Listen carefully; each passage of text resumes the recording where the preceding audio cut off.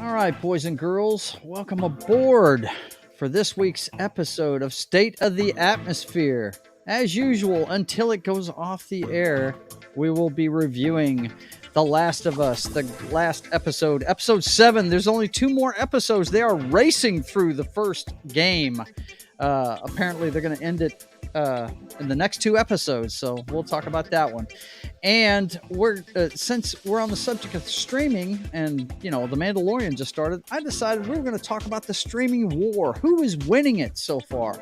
We're going to talk about our favorite streaming sites and all that good stuff tonight on State of the Atmosphere. Thanks for joining us.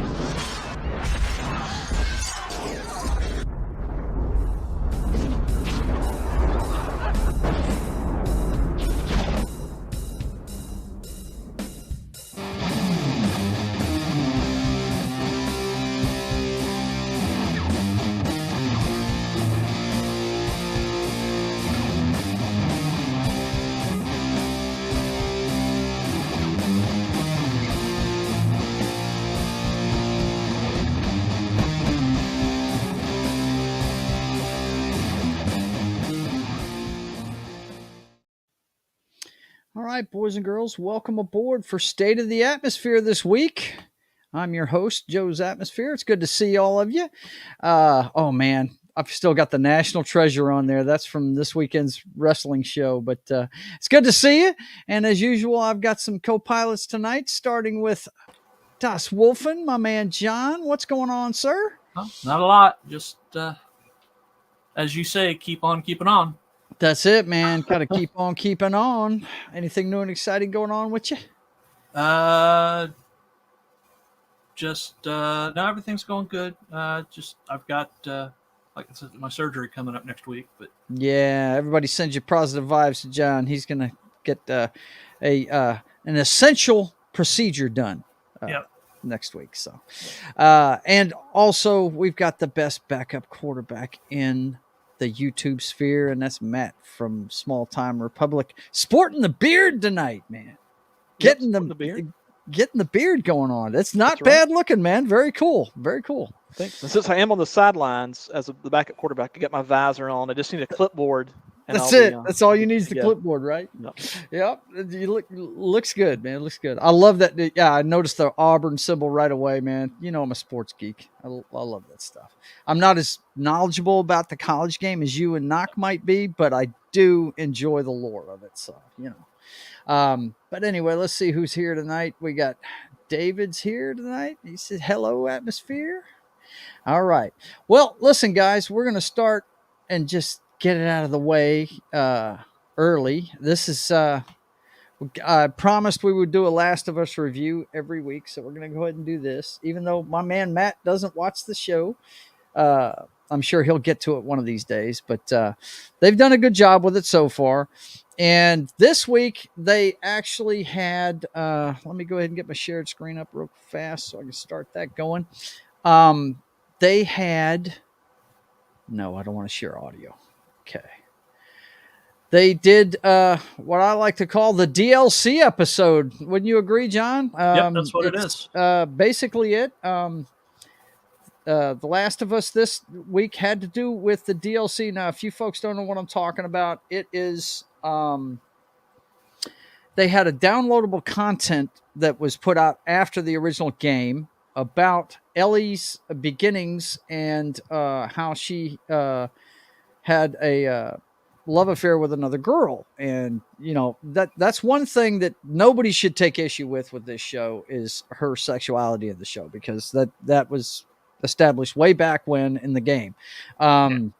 It's kind of like, people that got angry about Batwoman being gay. I was like, well, she is. I hate to tell you, but she is. She always has been, But This one, I thought it was a good place to put it in if they were going to do it, because in the game, as we know by the end of the last episode, Joel had been injured.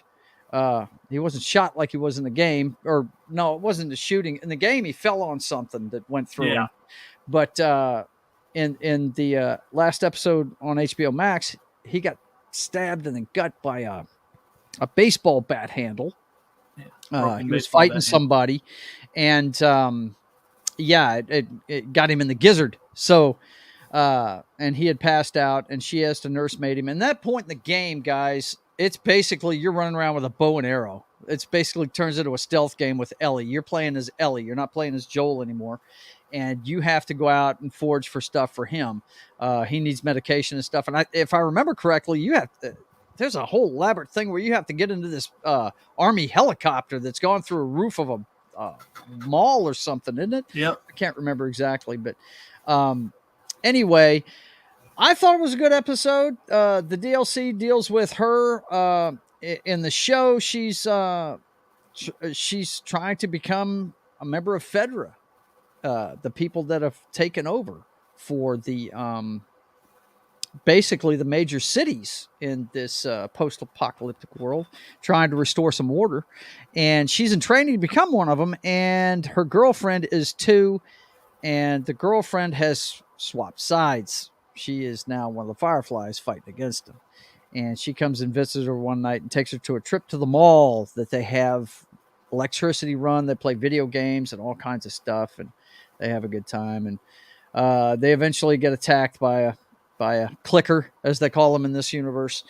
And basically the girlfriend dies. And this apparently, according to the show, transpires just before the Fireflies get a hold of her and figure out that she's immune to this stuff.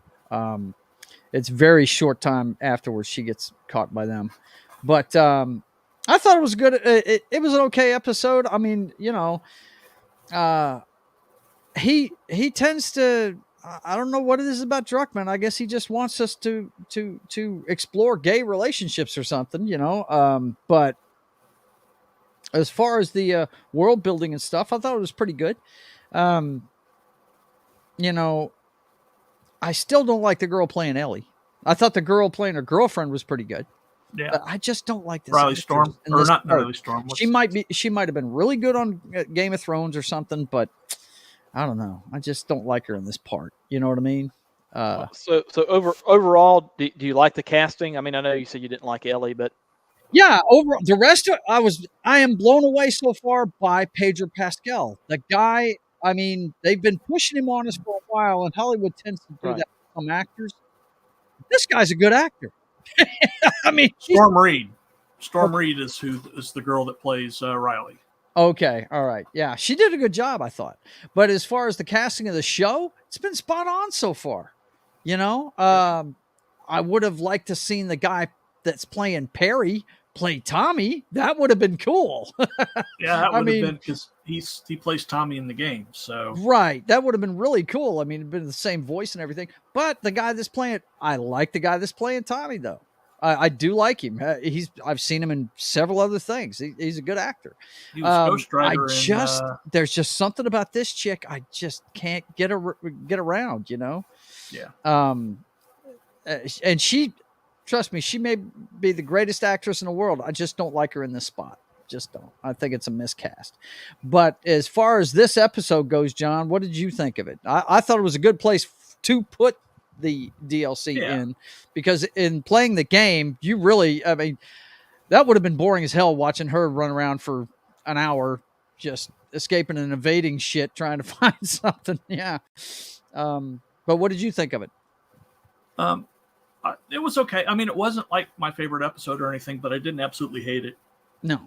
As far as the flashback episode goes, I still think they did better with Bill. Yeah. Yeah. Yeah. I tell you, the part I did like was the trip to the arcade. That was badass. Yeah. That brought Playing back a Mortal lot of Kombat. Memories, man. Especially when she sat down for that race and pole position game. I was like, yes, I played the shit out of pole position, man. Yeah. Actually, that was Daytona. Was it Daytona? USA. Yeah. But you know the one I'm talking about. I used to play the hell out of that. That and the one where I think you're in a fighter and the seat moved and everything. I can't remember the name of that game, but it was Afterburner. badass. What is this? Afterburner. Afterburner. That's right, because you kick in the afterburners and be going crazy. Yeah, that was it. But as far as this episode of Last of Us, basically you find out why she doesn't want to be alone. I guess is what the premise of it is really. And I think the timing of them, you knew Druckmann was going to put his DLC in there, so I guess this is a good time for it. But man, here's my issue. They've only got 2 episodes left, and that means they're not going to touch on half of the shit in that game that was awesome. They're really not. You know, it looks like they're going to run into the cannibals in the next one. That's what it looked like from the previews. But I never watched the previews because, like I said, I don't. I just want to see where it goes. Yeah, I hear you, and I understand that some people just don't like spoilers and stuff. I'm not one of those guys. I'm gonna watch it. I'm gonna watch it if I want to, and I'm not gonna watch it. You know what I mean? It's just spoilers aren't gonna dictate whether I watch it or not. I mean, one of the worst spoilers I ever saw was when Endgame came out, and they had this short video that was making the rounds. And some asshole had taken a camcorder in and shot the part where Captain America got the fucking hammer and put that out on the internet, man.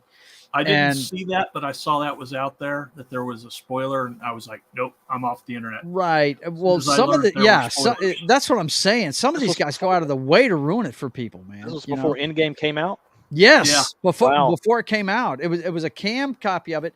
And all it was, and I didn't watch it through because I didn't know what I was clicking on. And all of a sudden the video started playing. All I saw was Thanos, right?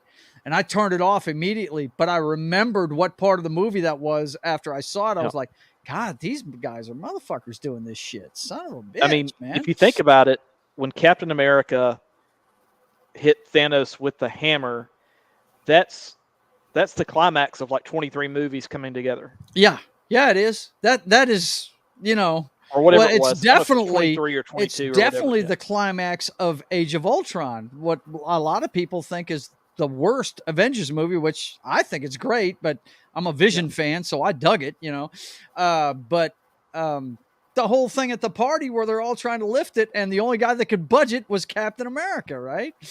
Yeah. Yep. Because Thor actually looked worried whenever he tried to pick it up. Well, until Vision just kind of picked it up. Well, I mean, that's later on in the movie. He said, "We got to go," and hands him his hammer, right? And everybody's Vision. He breaks all the Whoa. rules. Yeah. Yeah, he does. He breaks all the rules. He doesn't count. He's an android. But if you put it in an elevator, The only issue I have with The Last of Us is the fact that a couple years ago you did have Naughty Dog, that they went out of their way to go after a lot of the channels that that we probably all watch and that we enjoy interacting with, and so that's that kind of left a little bit of a bad taste in my mouth. What they did, and I know they're the production company that created Last of Us. Yeah. The other issue may be the fact that all roads lead to Abby. Yeah. And so hopefully they'll do something better with that than the way that game came out. And again, I haven't played either game, but I'm just going by what I've heard. Yeah. From the circle. Yeah. I tell you, I played the game. I played the first one. I have never finished the second one. You guys have heard me say this a million times. I don't want to play as Big Mama Pump for 10 hours. I don't want to do that. I've watched all the cut scenes and everything. I know the story, I think the end of it is stupid as shit. Why you can't kill that bitch at the end of it's ridiculous to me. I don't get it. That fight is annoying as hell because you keep trying to, you want to kill her, but you can't. It won't let you kill her. It's stupid. But I watched this because I dug the first game. It's in my top 5. And guys, Last of Us 2 is what got me into being here with you today. being on YouTube. That was the first card that fell over in the domino effect that got me on YouTube. That was your Last Jedi. Yeah. That was it. That was it. Yeah. I mean, I had decided when I got, hang on, I can show it to you. It's right here. Oh, bear with me, guys. By the way, John, I don't know if you have seen the, I think it was the second Kingsman movie that had Pedro Pascal in it, where I enjoyed him in that. He's one of the statesmen. Yes, he's the guy with the whip. Yeah, yeah. I didn't realize that until you mentioned it on a previous stream. Yeah, I forgot about that. And he's, Pedro Pascal. If this series has done anything, it's proven to me that this guy really can act. He's a good actor. That said, he is a knucklehead. I'll just go ahead and put that out.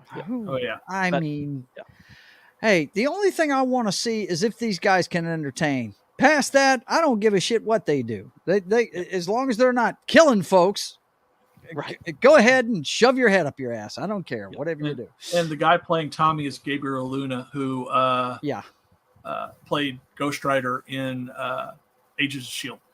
Okay. Yeah, he did play Ghost Rider in that. I forgot. Yeah, that's about the time I quit that series. And wasn't because, I didn't mind him being Ghost Rider and everything. It's just, it was getting old at that point. It was just, I'm a big Coulson fan, so I was I there like Coulson, but damn, man, well, how many times you going to kill somebody and bring him back? Fuck. That series, that season got odd. The middle to the second part of the season got into this whole, virtual world. Yeah. Thing. I kind of like that, where they got stuck into, they were locked into it by the bad guy. Yeah. And yeah. I'm like, well, that's a way to, effectively take somebody out of it, lock them in a virtual world. In the Matrix, right? Yeah. Shove them in the Matrix, right? Let's see. Ron says, hey, fellas, popping in before head to bed. Yeah, he's got to be up early in the morning. That's why he's not here tonight, or he'd be watching. But, this game here, WWE 2K, hang on. I keep forgetting production value. I can do this. WWE 2K20. It had both of my favorite wrestlers in the WWE on it. The Man, Becky Lynch, the last kicker, as I like to call her, and Roman Reigns on the cover, right? Instant sell for me. And I spent the extra $40 getting the season pass for that season, right? Gotcha. I've played this game an hour. Spent $100 for an hour for, an hour's gameplay. So upset. I was so mad. And I can show you the stack of WWE games before it that I have. I have them all the way 2014 all the way to that one. And I've got the 22 game. Is it that you haven't enjoyed it, or is it?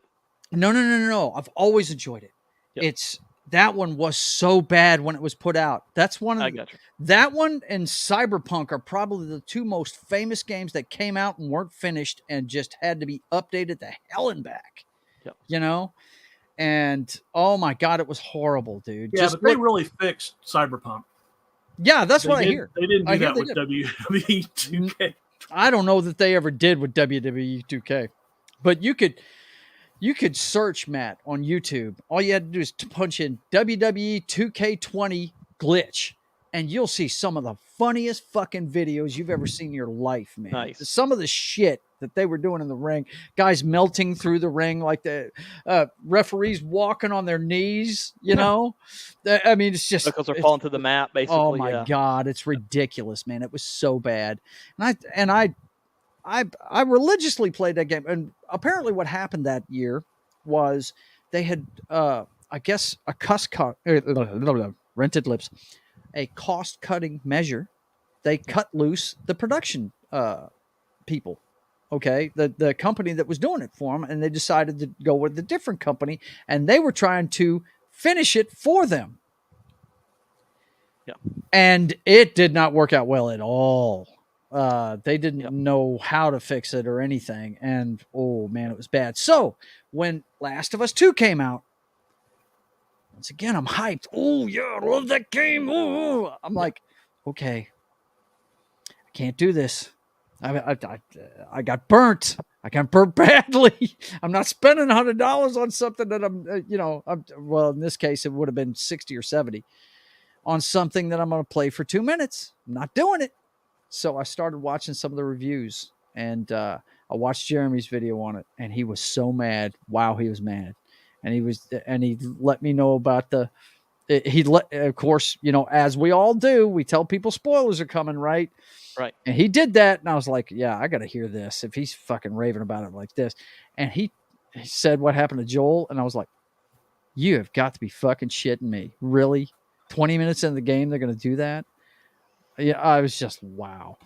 Ron says, No Man's Sky and Anthem were pretty bad release-wise. Really? Okay. I've heard No Man's Sky has gotten better, though. I think that's another one like Cyberpunk that I think has gotten better over time through updates. Well, No Man's Sky, they had promised a lot.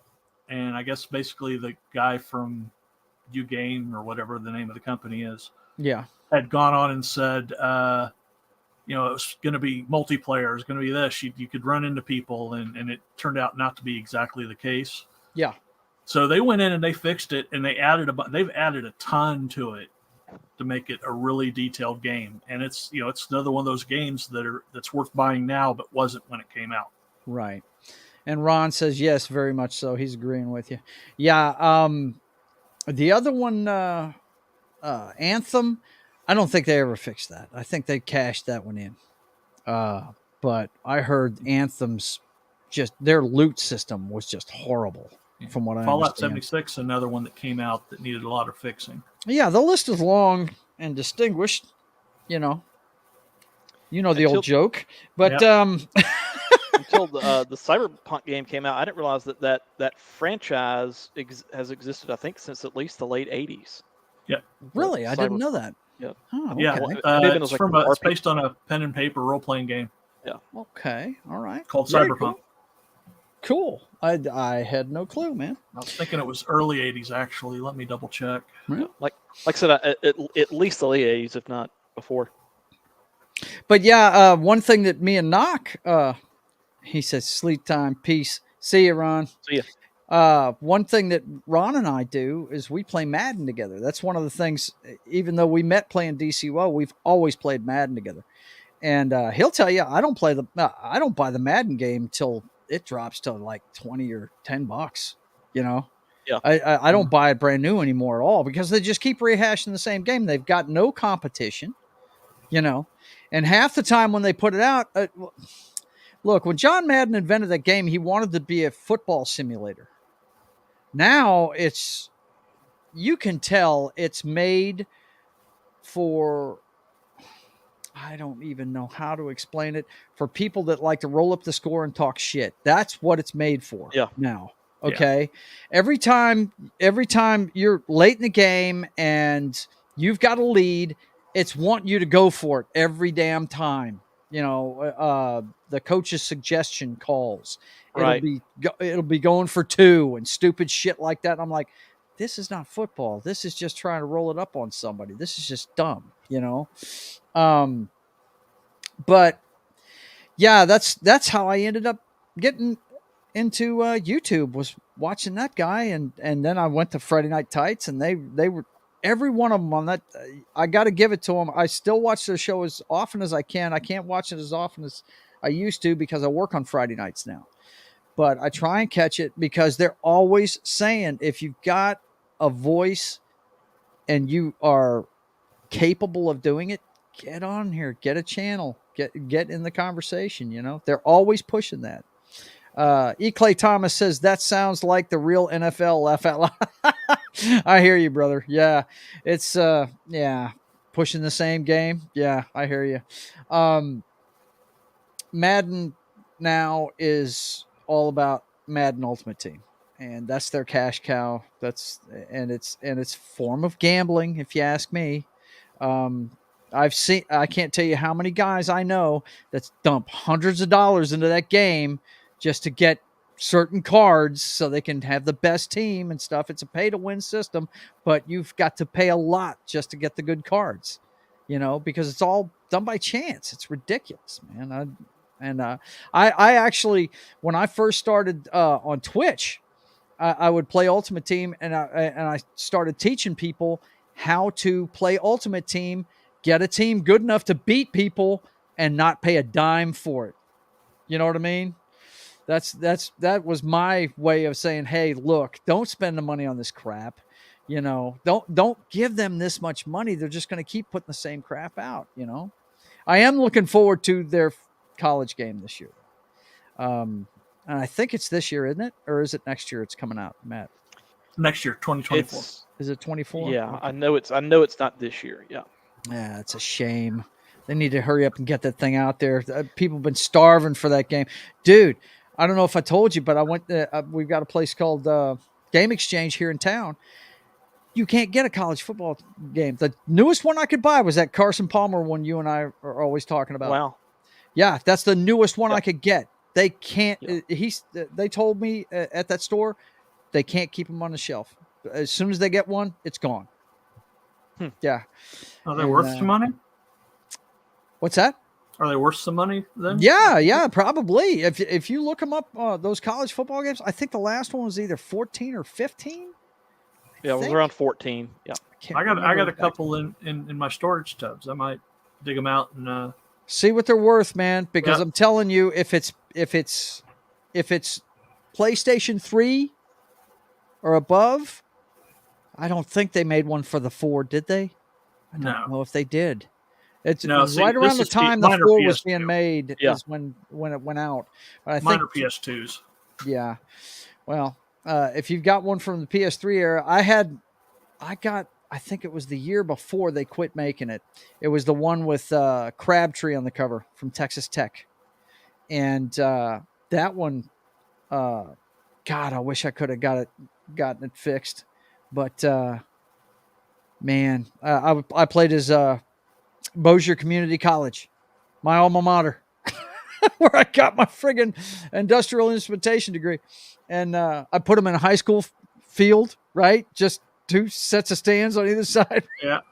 And won the national championship every year. It was great. I always played this Mizzou. But Yeah. Well, that's your team. You know, it would have been easy for me to use Oklahoma and just crush everything. But, you know, heck with that. But anyway, to wrap up Last of Us, I thought it was a decent episode, but it didn't really move anything forward. Just the fact that Ellie's going to stay with him. She's not going to leave him, even though he did say, leave me, I'm not going to make it. And she's like, bullshit.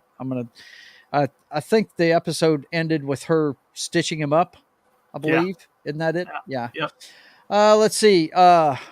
Christian says, good day, boys. Just a quick hello. It's been a long day. Cheers. Cheers to you, my friend. You need to get into that Pabst Blue Ribbon you got coming, brother. But anyway, we're going to move on from that. I didn't hate it. Didn't love it. There was a couple of things I dug about it. The arcade trip is probably the coolest thing that I saw. But 2 episodes left. They're going to go through the whole first season. They should have taken 2 seasons. If they're going to make 9 episode seasons, they should have done this first game in 2 seasons. He's just in a hurry to get to his baby. Yeah. You know, that's all it is. But I'm going to enjoy this right up until that moment. And once that moment happens, I'm not watching it anymore. I did want to mention one thing about the college football game that potentially would be coming out next year. And that is, it'll be interesting to see from a licensing standpoint if they can get all the teams licensed, because that was that's something that's different now. Yes, the likeness. I think Notre Dame's trying to get more money out of them and things like that. So it's a tougher hill to climb now with NIL than it was, pre all of that. Yeah, absolutely. I tell you, it's good. That's probably what's taken so long, because it's EA. They're just going to take the Madden game and relabel it. That's all they're going to do. I sure as hell hope they don't put a fucking Ultimate College Team component in there. I really hope they don't do that. Yeah. You know what I mean? Yeah, but they never did before. They had Ultimate Team before, and they never did that to the college game. I don't know. That's the one thing that scares me. If they do that, then it's just going to suck if they do that, man. Wow. It's going to be horrible. But anyway, so earlier today, I was struggling with what we were going to do with the show tonight. And I heard a couple of our colleagues talking about The Mandalorian, which I haven't watched yet. And we're not going to talk about it here tonight. But what I did want to talk about was the streaming wars, guys. We're going to talk about what our favorite things on streaming are, what we're looking forward to in it. Are you tired of it? We're going to look at some of the different things like who had the most watch hours, what's the most popular shows. So we're going to open it up and talk about that. Let's see. First thing I wanted to show you guys. Let's see. Let me find it real quick. Yeah, this is by watch hours. This is an article they had on Yahoo News, and it was the top shows from last year. Okay, and the title of the article on Yahoo News is the top streaming TV shows of 2022 from Stranger Things to Rings of Power. Now, it says here that Nielsen released its list of the most watched original streaming shows based on total minutes viewed in the U.S. last year. Netflix dominated with all but 2 of the top 15 spots because the methodology favors shows with more episodes. Disney Plus, Marvel, and Star Wars series were notably absent. Now, what they're saying there, most of the Marvel stuff, hang on, I just backed up and went to the wrong thing. But most of the Marvel stuff, guys, just to clarify, is 6 episodes. Yeah. I believe the longest Star Wars one was 12, and that was Andor. Most of these Netflix ones are 20. Most of these are pretty long. So that's why these numbers are skewed on this list. I'm just making it clear.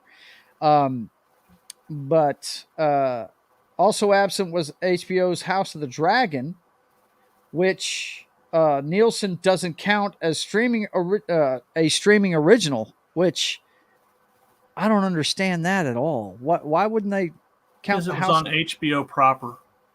Okay. That's weird. Because it didn't originate on HBO Max. Yeah. Is that what it is? Okay. All right. Even though it was simulcast on HBO Max, it's. I got you. See, I never understood the difference between the two, but I guess it is different. I guess HBO. Is there still an HBO channel on like DirecTV and cable? Yeah. Where they have a schedule and okay. Yeah. All right. Okay. I didn't know. I thought maybe they've gone completely on demand. All right. Well, number 15 on their list was The Rings of Power. Minutes viewed 9.4 billion. Next one's The Last Kingdom, 10.4 billion. Umbrella Academy. See, this is all Netflix. And like I said, it's all skewed because a lot of these places don't even give up their numbers. Yep. By the way, the guy in the background looks like he's having a bad day there. The guy in the background? Yeah, he does. I haven't even watched this season. I haven't watched it yet. I haven't either. I'm kind of put off by it, but because my favorite actor on it is a guy instead of a girl now, so I don't even know what the hell they're going to do with that. But the next one is Great British Baking Show from Netflix. All of these are Netflix until Amazon pops up with The Boys. The Boys, which I dig. I don't know if you guys watch this show at all. Oh, yeah. I dig it. I think it's pretty damn awesome. It seems people either love or hate it. I mean, no one's lukewarm about it. Yeah. Have you watched it at all, Matt? No, just seen clips of it. Yeah, it's a good show. But it's like watching. Have you ever seen The Watchmen? It's an adult superhero movie. Right. If people had superpowers, what would they be like? That's what it is, man. They're actually the bad guys. It's all corporate and stuff. It's a trip. You'd enjoy a bit of a cynical take on superheroes. Yes, absolutely. They all work for a corporation, and it's just it's nuts, man. You'd have to see. And the boys are the guys trying to expose the fucking lie to the public because they've all lost loved ones to the fucking fucking superheroes. You know? Imagine if Alan Moore and Warren Ellis got together and wrote Justice League.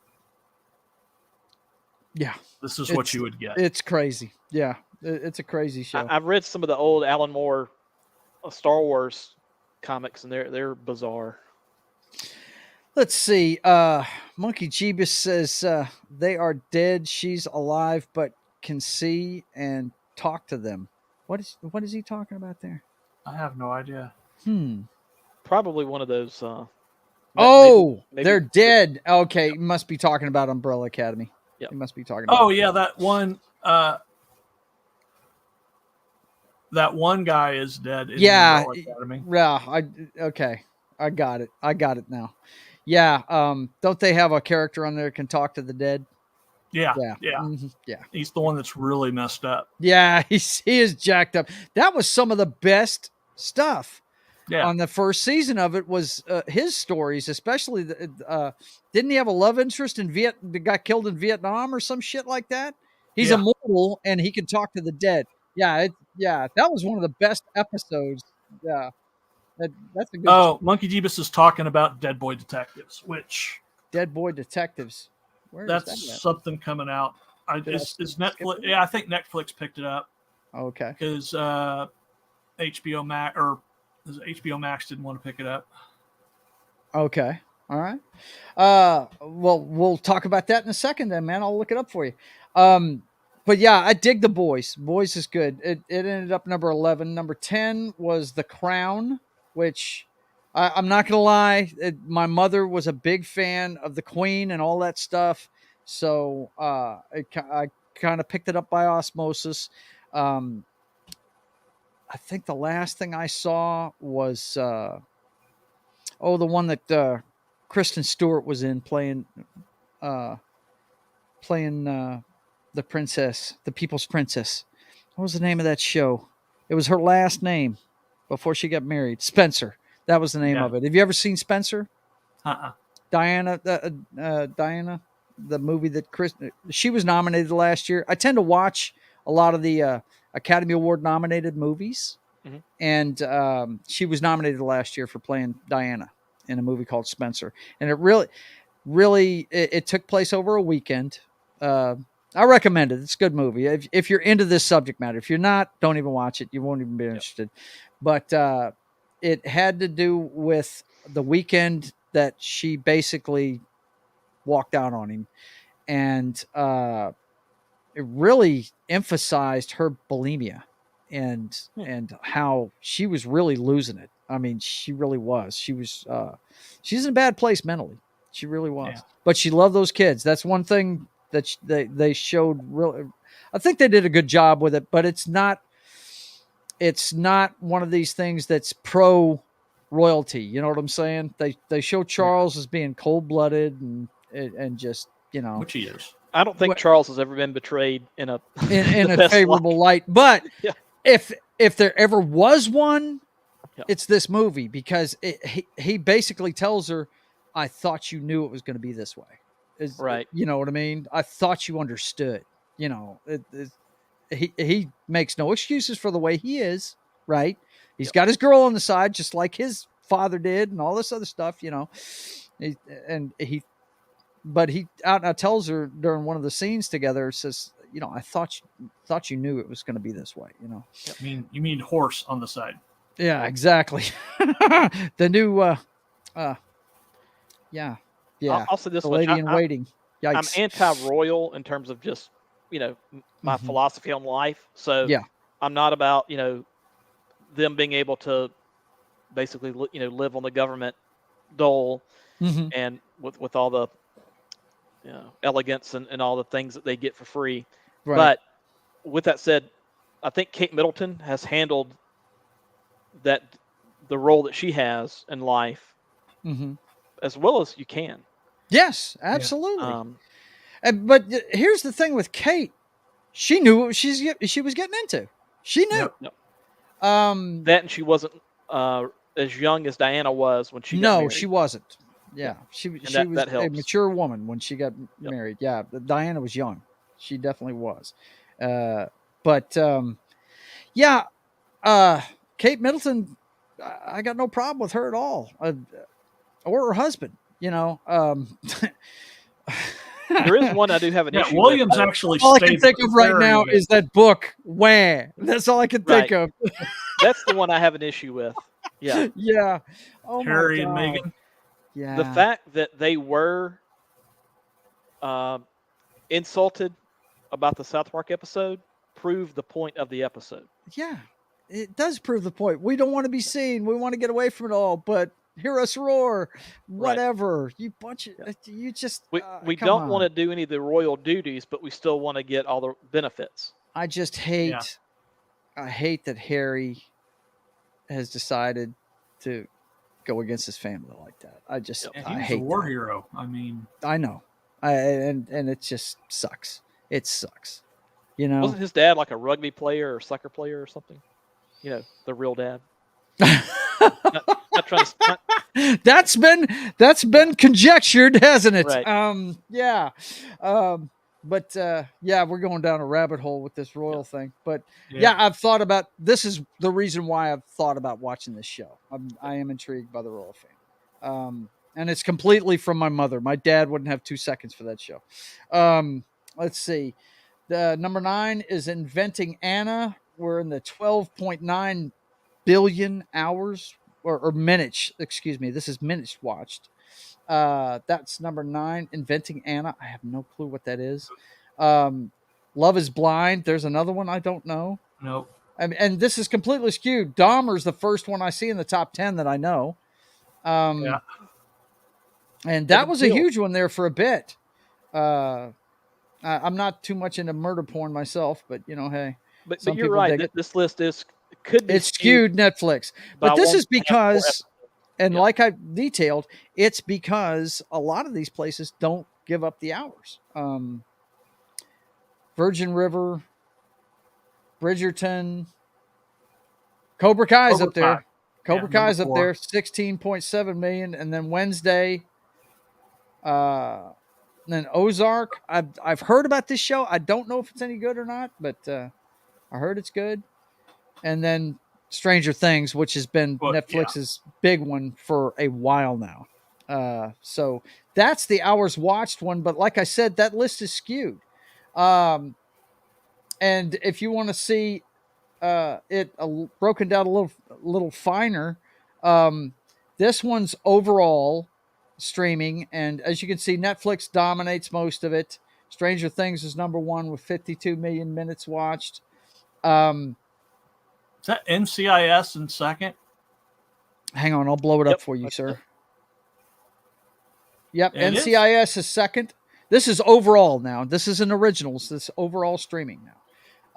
Stranger Things, NCIS, Coco Melon, whatever the hell that is. Ozark. That's a preschool YouTube channel that they made shows for. Okay. For then Netflix. You've got the first Disney Plus offering, right? Encanto, Grey's Anatomy, Criminal Minds, Bluey. I don't even know what that is.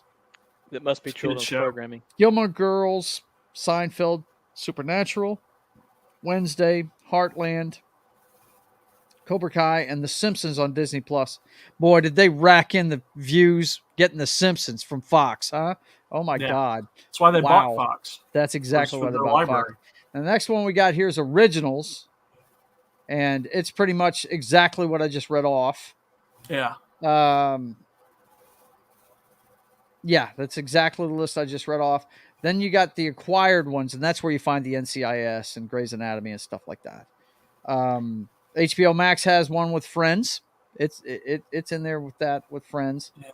And Prime is in there with SpongeBob. Yeah. So, but that's the minutes. Now, the amount of episodes that some of these series have had is incredible. Like these that have over 300 episodes. Oh yeah, come on. Yeah. Some of these are just streaming gold. If you've got a hit show like MASH to stream, dude, you're gonna make a lot of money off of that thing. Or you're gonna have a lot of minutes built up with people watching stuff like that. NCIS has been going on for what, 20 some odd years now? Yeah. I think it said like 396 in terms of episodes. So that, I mean, gosh. Yeah. Mm-hmm. Okay, so a couple of more of these lists I wanted to show you, just to show you the differences. Now that's just minutes watched. Now we want to look at the most popular ones. Okay, this is the most popular streaming services ranked by subscriber numbers. Okay, yeah, that's what we got here. 12 most popular streaming services. All right, let's see. Shudder comes in first. Actually, this is the bottom end of the list. You passed Paramount Plus. Did I? Did I pass it completely? Yeah, I did. Paramount Plus starts off the list. Exact figures are unknown, but that one, I really, they're probably doing the worst out of all of them, if you ask me. But we'll get into that discussion here in a minute. The things they got going for them are Star Trek. If you're still into that, I think they've ruined Star Trek basically. But, but I am watching Picard. That they seem to be doing well with that so far.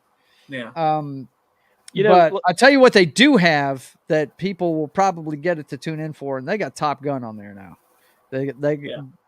Tom Cruise's stuff is all over that channel. So, you mentioned Picard. Mm-hmm. Geary from Nerdrotic, the guy can't win for losing. Okay, so when he rips on Picard season 1 and season 2, yes, people come after him. Right. Now that he's saying he likes season 3, he's got the other half of the people. The other half of the people are getting on his ass. Yeah. Yeah. It's stupid, man. Yeah. Stupid. And he is enjoying it. I heard him earlier today on his Nooner with Chris Gore, and he said, yeah, it's full of member berries, but that's what makes it fun. It's very cool. That last spoiler, that last scene of Worf showing up was like, yeah, that's one of those cheer moments. You're like, I told you. Yeah. I haven't seen that yet, but I'm sorry. Oh, it's fine. I've seen pictures of him with white hair. I know he's there, Point being, you can't please everybody. You cannot please everybody, so don't try. Just give people your opinion and move on. It's no big deal. If they try and blast you over, just go, hey, that's fine. Go enjoy what you want. I don't care. But Paramount Plus is at the bottom of this list. Then, and this is by subscribers. They don't give exact, they give the numbers when they have them. Shudder is and I've actually thought about getting this one. The only problem is Foxy doesn't watch horror movies. Now, me and my daughter used to watch them all the time. I haven't watched, I think the last time I watched a horror movie in the theater was the first of this last Halloween bunch, so. Hang on, Jeebus is blowing up the chat here. Oh my gosh. He says, I don't think Joel is going to die. I think they divert and leave him for dead. I'd like that. If they do that, I'll keep watching it, man. But or my idea was they actually kill Tommy instead. Yeah, that'd be a trip. They are dead. She's alive, but can see and talk to them. Yeah. Gotcha, man. Okay. Yeah. I must have missed that one earlier that he was talking about with Joel. Yeah. I'm praying they change that. I'm going to watch it right up until she wings him with a 9-iron. You know what I'm saying? But anyway, I've thought about getting this one because it's got some stuff on it that looks neat to me. But like I said, I can't see spending the money on it because I'd never get to watch it. Foxy doesn't watch this stuff. I first found out about Shudder, and I have not subscribed to it as of yet, but I first heard about it when I was watching a video that Joe Bob Briggs was doing, and he was promoting it, and I used to love watching his different shows that he had on TNT, and he had one on either like the movie channel or or something, prior to TNT. Yeah. But to me, he's always been great as far as one of those late night type guys that does the intros and outros to movies and takes you in and out of breaks. That used to be something that was very common on the local level too. Yeah, big time. Yeah. And at this point, I think Sven Gulli may be the only one that really does that. But apparently, any decent sized market or a lot of your decent sized or larger markets had a Sven Gulli or a Joe Bob Briggs or somebody that did the equivalent of like what a Rhonda Shear or an Elvira did, Yeah, I was fixing to say Elvira made her off of that. Yeah. One of my look, I'm big into the vampire genre when it comes to this stuff. Big into it. I love the vampire stuff. I love Underworld. I watch all those movies. I don't care how bad they get. I'll keep watching them because Kate Beckinsale in pleather is fucking awesome. But I digress.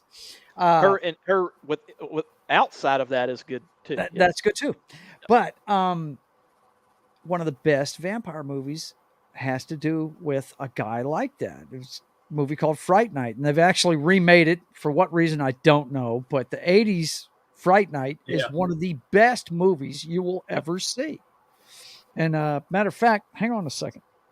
Let me show off for a second. Hang on. While I was getting that, John, I watched Fright Night when I was like, I don't know, 6 years old or something. It was pretty intense at that point. Well, I watched it as a teenager, but that's just because in 82, I think it was 82, I got the hand-me-down VCR. And so I had the giant top loader VCR. Oh, cool. God. A hand-me-down in 82? Yeah, that would have been one of those big, bulky, 50-pound suckers with the top loader and everything. But I didn't care. I had my own VCR, my own TV, and I could rent whatever I wanted to watch. And I didn't have to pay attention to what Mom and Dad wanted. I was like, I'm renting this. Well, back in the 80s and into the 90s, you had what was known as a TV repairman.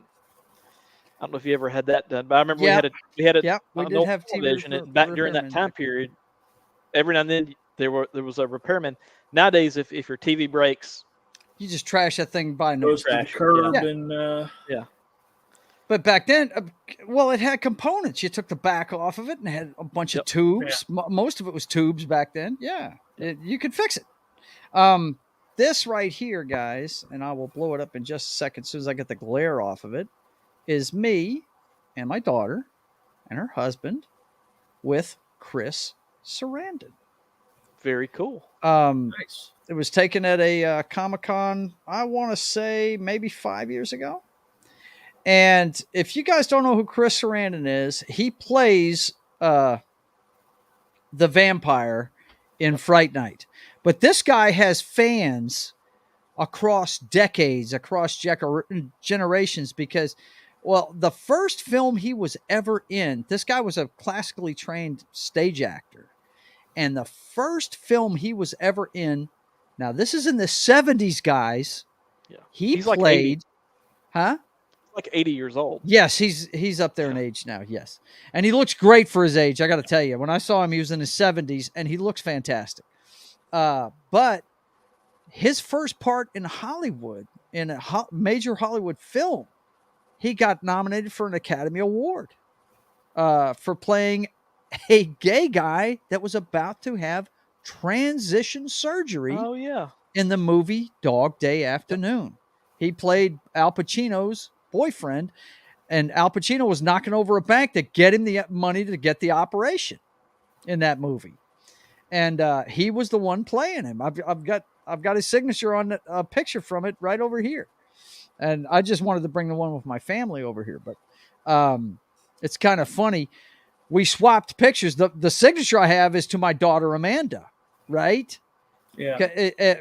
She got that with her name on it because I had fucked up and gotten the one from The Nightmare Before Christmas, which is her favorite movie he's ever done. He's the voice of Jack in that movie.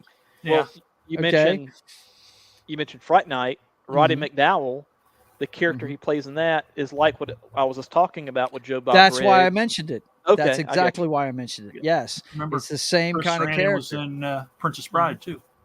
What's it? Yeah. He's the bad guy in it. Yeah. Mm-hmm. Well, and his character in the Princess Bride, where What's he his name? plays, Humperdinck? Isn't that his name? Yeah. Where he plays sort of the, let's say weak prince. You know how a lot of times when you're reading novels, you sometimes you'll picture an actor as one of the characters. Right. Anytime I don't know about any time, but most of the time when I'm reading a book, if it has like a pompous prince of some kind or somebody that's I'll imagine Chris Sarandon see him, right? as that person. Yeah. I don't know why. He's great. Yeah. The guy is awesome. Let's see.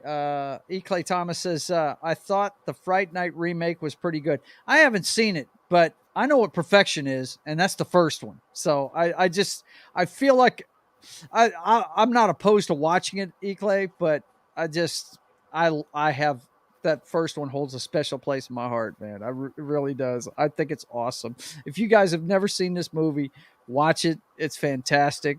Any one of us could be Charlie, no doubt. It's it's a pretty cool movie. And it would surprise people to know that the actress in the original, Amanda Bierce, was actually a looker. Yeah, she was. She's gorgeous. They messed up her hair, if you ask me, but yeah, she's gorgeous. Yeah. But yeah, that's why I brought up that movie, because that's exactly the kind of thing that character did, and he was broke from doing it and stuff like that, but he loved his craft, man. And that's why a lot of these guys that host stuff like that do it, because they love it. They just love the subject matter and stuff. But anyway, getting back to this list, this is by amount of subscribers, the most popular streaming services. The next one on the list is ESPN Plus with 14.9 million. Now, I got to say, guys, this probably has a lot to do with the fucking bundle it's in, because usually when you get Disney Plus, you get that one and you get Hulu. Okay. Yeah. So it's a pretty good deal. I've got ESPN Plus and I never watch it. The first time I used it was just last weekend, because they have the XFL games on there. So I watched a couple of the XFL games, and they're actually not bad, Matt. Have you watched any of them? I have not seen the XFL, but I had at one point I did have ESPN Plus. Mm-hmm. They will have some obscure stuff on there too. I think the entire 30 and 30's on there, which some of that stuff's really good. Yeah. Yeah. But they will have basketball games or football games with teams where you're like, what? Who? What are you talking about, right? Yeah. I'm waiting for the XF or not the USFL. USFL, that's in April. But I have been checking out. I got to see a game I never thought I'd see. Bob Stoops coaching against Wade Phillips this weekend, and Wade Phillips beat him. Wade Phillips definitely beat him, and they were both undefeated going into it. Of course, they've only played 1 week, but still. I mean, anybody that watches football knows those two names, Yeah. I feel like no NFL franchise really committed to Wade Phillips long enough. No. But he got his Super Bowl ring. Yeah. He got a Super Bowl ring with the Rams. He was the defensive coordinator when they won it. So, hey, that's all right. But anyway, ESPN Plus is next on the list with 14.9 million. I don't know why at some point you would think Disney Plus would merge Hulu and ESPN Plus into it, and it would just be everything would be Disney Plus. But apparently they have calculated that they can make more money by having the 3 separate services. They can't merge Hulu into Disney Plus yet, because don't they have to pay something for it or something? They still owe NBC Comcast or whatever that big conglomerate is, like $5 billion or something. Okay. Sorry, guys. Once they pay off, once they basically buy out, and they've got to pay that by the end of the year. So once they get that, I'm sure they'll probably fold it in. They'll probably fold something together. Yeah. So you're saying at the end of the year we'll hear about 7,000 more Disney employees laid off. Okay. There you go. Yeah. Gotcha. There it is. Yes. The next one, and a buddy of mine's got this. Discovery Plus. I have it.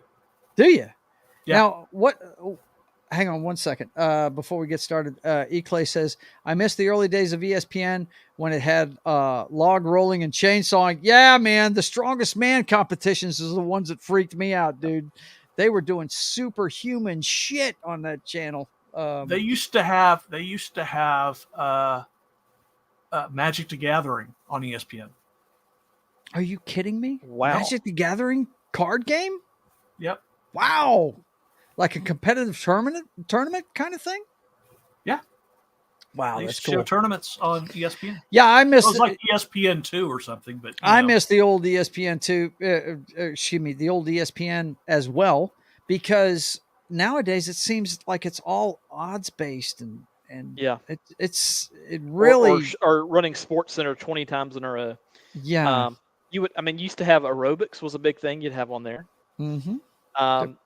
You would have a lot of pool. So yeah, they used to have a different.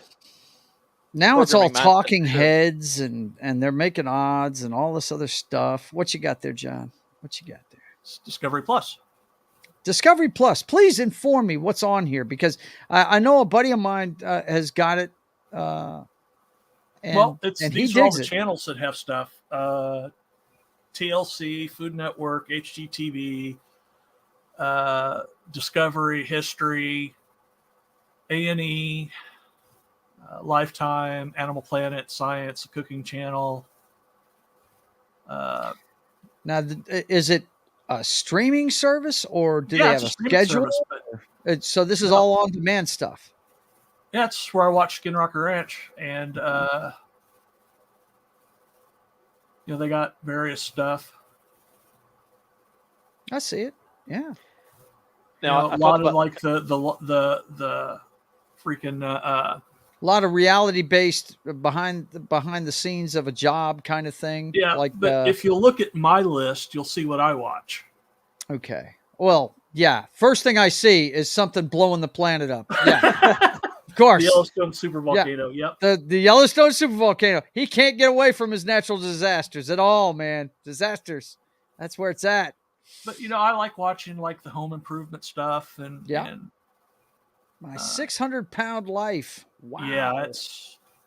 Oh, I know. They put up there what they want you to watch when you first bring it up. Yeah. Earlier I talked about Disney trying to combine streaming services eventually. I think it would be smart for Warner Brothers to keep HBO Max and Discovery Plus separate, just because I think they're both kind of doing their own thing basically. And I agree with you there. And here in the second hour, we'll get into what our favorites are and why and all that stuff. What our personal opinions are. But I really like. Look, HBO Max is second on my list as far as who's winning the war. And I think it's simply because of their library. Their library is fucking huge, man. They've got all the DC. Yeah. And I'll tell you, one of the biggest sellers to me, and it's just because I'm an old bastard and I love the old Saturday morning cartoons, they got the entire Warner Brothers cartoon library on there, man. Yeah. Cool. Bugs Bunny, Daffy Duck, my personal favorite, Daffy Duck, Yosemite Sam, all those fools are on there, man. It's crazy. Although they're edited. Huh? Although they're edited. Oh, who cares? Even edited, they're better than anything they don't even have Saturday morning cartoons anymore. That's true. Every time I turn on the TV on Saturday morning, it's got some wildlife show. I'm like, Jesus Christ. When did ABC become LPB? What is going on here? But anyway, Discovery Plus has 18 million subscribers. Next one is, that shocked me right there. I figured these guys would be on the bottom because I don't know many people that have this. Apple TV Plus. And there's some really good shows on Apple TV. There are some good shows on it. I just and actually you want to talk about bang for your buck as far as originals go. Yeah. That's the one, because it's the cheapest service out there. I think it's still like $6. It's like $5.99 a month. I think so. But they got they have my favorite currently running sci-fi series on there, which is For All Mankind. For All Mankind, yeah. That I I almost watched that one, but when I found out the Russians won the space race, it pissed me off. I was like, "What? No!" But I'm gonna watch it. They lose the race to Mars. Well, they tied. I don't want to go into details. Okay, it's cool. It's really it's on my list. It's just not the top of my list. The first thing we watched on there, and of course, it's because Foxy is in love with, just like every other red-blooded American heterosexual female, she's in love with Jason Momoa. We watched C. Yeah. And if you haven't seen C, dude, that show is off the chain right there. It is good. Oh man. But I haven't finished we're going to have to get it again. We got it free with our phones. We have AT&T and she's part of the next plan. She's addicted to Apple products, Matt. And oh my God, we've always got to have the newest thing, you know? And, she got us these phones and we got the Apple Plus thing, and I started looking at what they had, and their biggest one on there was it was like a behind the scenes of a broadcasting show or something with Jennifer Aniston. And I've never been the biggest fan of Jennifer Aniston. I don't get everybody's big infatuation with her. I never have. So I wasn't turned on to that, but I checked out C. And that was fucking fantastic. I don't know if you know anything about that show, but it's good. I think with Jennifer Aniston, the deal with her is I always thought she was cute, but I think what it is that people see her and they see her as like cute but attainable, like not the girl next door kind of thing. Yeah, right.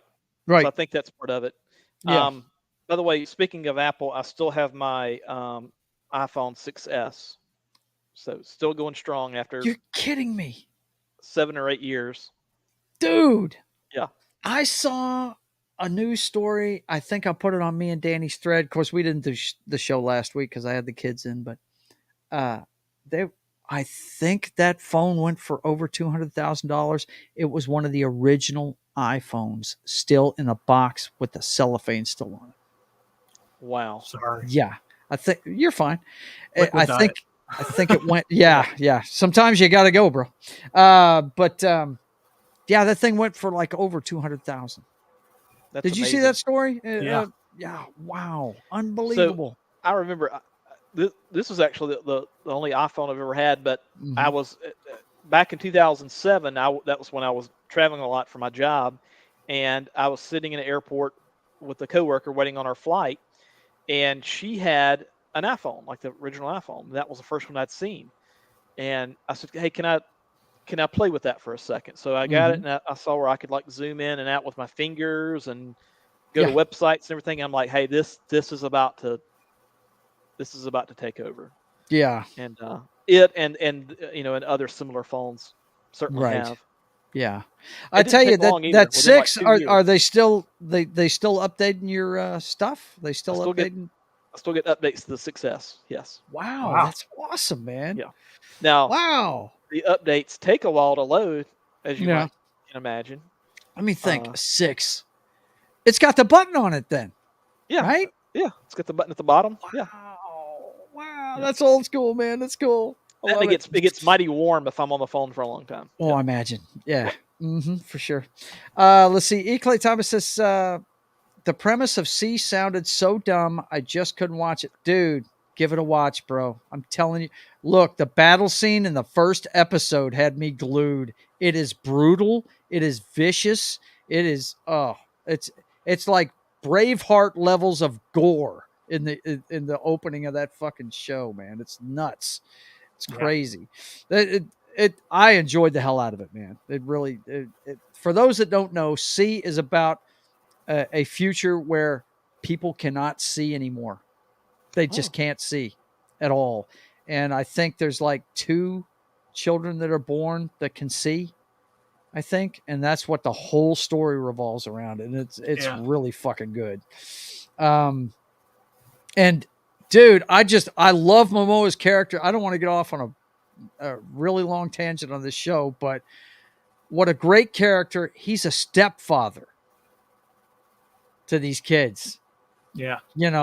and he'll do anything for him. He'll murder anybody for him. It's awesome. It's a great show.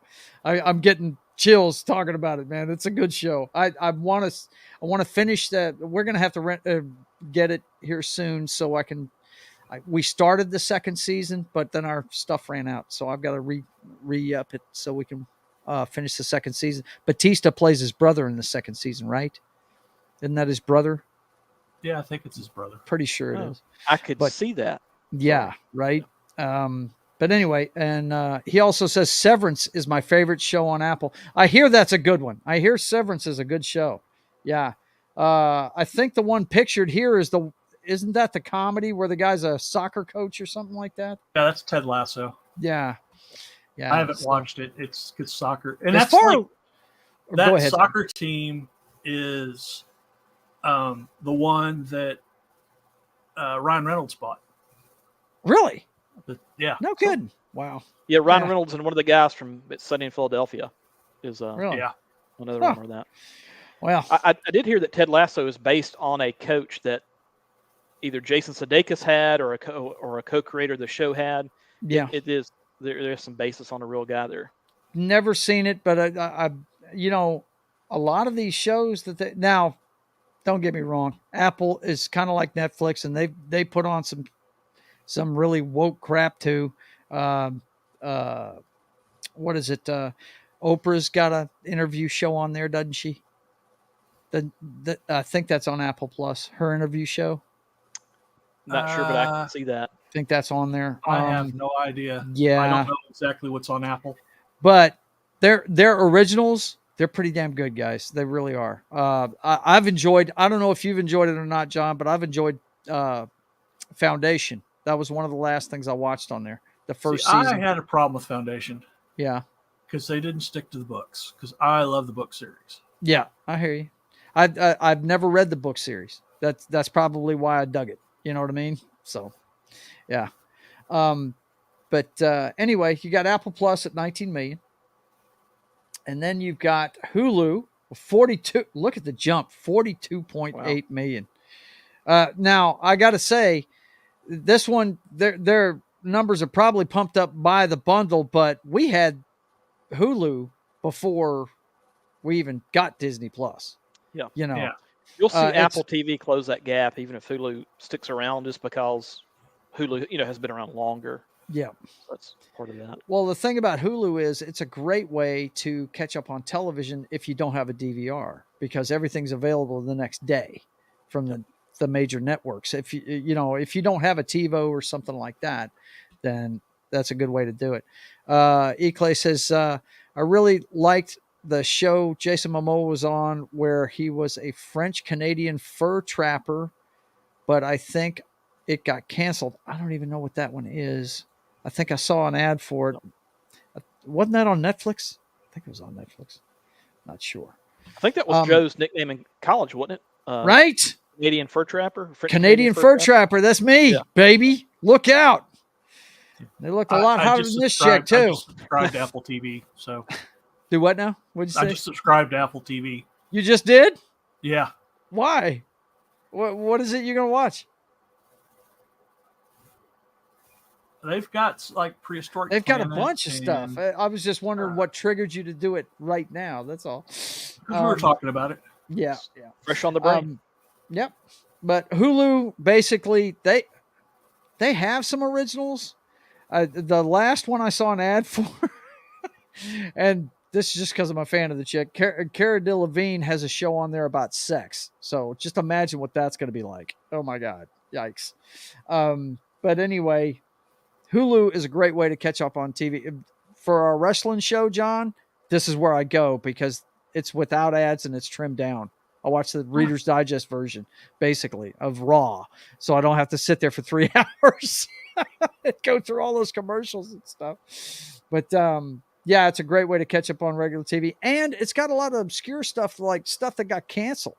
There was a show, I think it was on TNT. It was called Agent X that me and my wife were watching. That was fantastic, man. And I don't know why they didn't keep making this show.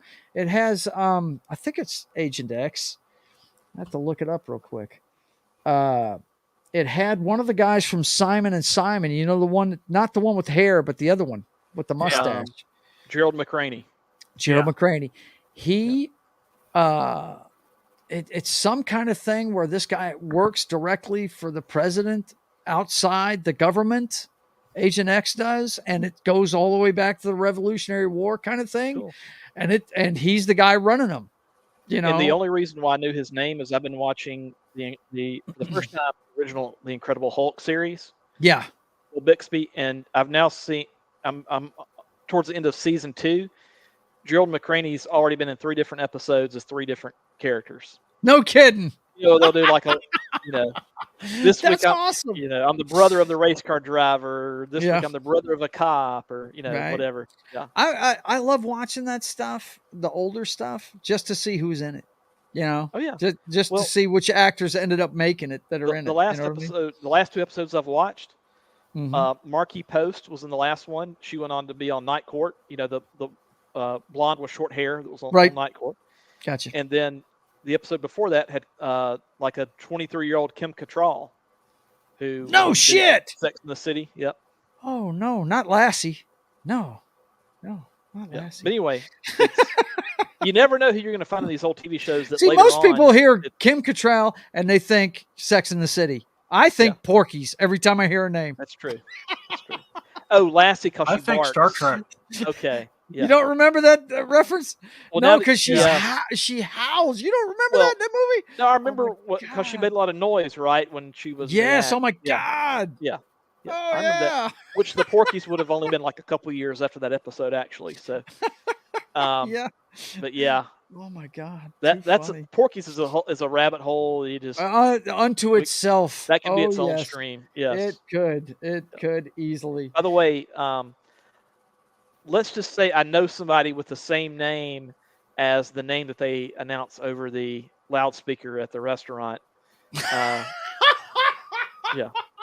I'm not going to say his name because I don't want to dox anybody. His first name's Michael. Yep. Yep. I'll make sure to call him Michael every time. Yes. God, that's got to suck. This guy really has that name? Yes. Oh, my God. You've got to call him Michael then. You have to. Yep. Absolutely. And he doesn't like the reference. Oh, I'm sure he doesn't. Oh, when my parents were going to name me, my mom wanted to name me Aaron Scott Schmidt. And my dad went, no. And mom was like, why? Look at the initials. Yep. And also with the last 2 letters being the same letter, even if you did like the initials and like the format with the last name in the middle, it would still be there's no way around it. Yeah. Yes. Absolutely. Okay. Let's see. The next one on the list is HBO Max, 45.2 million. And I haven't seen this Kaylee Kukoc show that they're showing here. I think it's called the what? Oh God! It's one where she's a flight attendant. Right. That's the name of the show. Is Flight Attendant, I think. But I think these guys are doing good stuff. I'm enjoying what they're doing. But their library is what sells it for HBO Max. Really. Yeah. I mean, The Sopranos is on there. True Blood's on there. Everything that HBO's had that knocked it out of the park. I mean, House of the Dragon, Game of Thrones, it's all on there, man. And they have been, you can say what you want about HBO. They have every decade come up with something on Sunday night that was must see water cooler television. Yep. Yeah. People had to watch it. Yeah. And The Sopranos was really the game changer. I mean, it was. Yeah. It was. It most definitely was. It was like watching. Look, for those of you that haven't seen it, it was like watching The Godfather every week. It was like watching a movie quality TV show every week. It was nuts. And they had some good shows. I mean, like the Larry Sanders Show was good before that. Oh, they had some good of shows. their half-hour shows. Yeah. What was the one? The Gary Shandling Show. I mean, that was awesome. Sorry, I think I called it Larry Sanders, but I'm thinking of the Gary Shandling Show, whatever that was called. Was it Larry Sanders? Might have been Larry Sanders. I can't remember. I always called it the Gary Shandling Show, but he plays. He's not Gary Shandling in it. He's playing Larry Sanders, the guy that is the nightly late night television host, and that's what the show's about. It's hilarious, man. The show's great. When I saw him in Iron Man, I about fell out of my chair. Yeah, well, just kind of random. Yeah. He's fantastic, man. The only thing about The Sopranos, and I've heard former mobsters bring this point up too, is that him going to that shrink would not have flown. No, they'd have killed him. Yeah. Yeah, you can't be talking, man. With that said, those were some great scenes. They were great, and that was yeah. I mean, they're right. They would have killed him, but I just think that show was so fantastic. Yeah, it was. Hang on a second. E-Clay says the Gary Shanley Show and Larry Sanders are two different shows with the same guy. Okay, that's why there's the confusion. The one that we were just talking about was the Larry Sanders Show, I'm sure, because that was funny as hell. It really was. But anyway, that's HBO Max, 45.2 million. Then you got Peacock at 54. And I can almost guarantee why Peacock has a bigger number than HBO. And it's the WWE. That's why I put Roman Reigns on the thumbnail. Yep. They have wrapped the WWE network into Peacock. Because I tell you, hell, I'll show you right now. Well, and in the same way that, like, if you go to Disney Plus right now, it'll try to lead you to the Mandalorian, or depending on if you go to Peacock, at least the few times I've logged into that with a login, it typically always had something WWE related towards the top, like as far as what it was pushing. Yeah.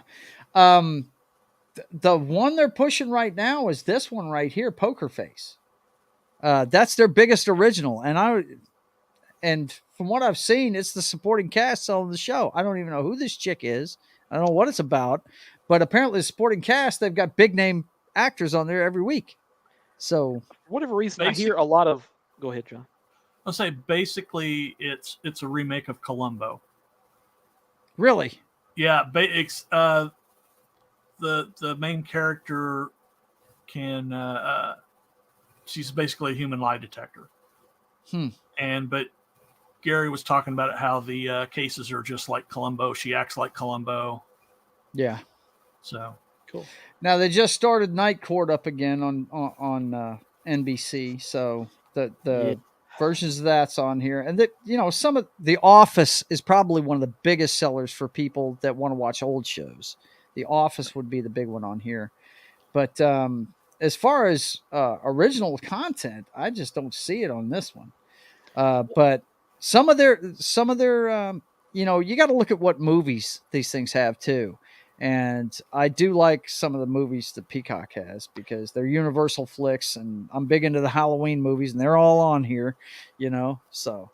There's been a fair amount of marketing for Poker Face. For instance, on my local radio station, I'll hear commercials for Poker Face. I'm like, this is a local talk radio station. Why are you advertising? But yeah, they're pumping it a lot. But this is the deal. As with anything, it's like when movies come out and you see an ad for it every half hour on the half hour. Yeah. I look at my wife and I'm like, that movie's going to suck. And she's like, why? I said, because they're pushing it too hard.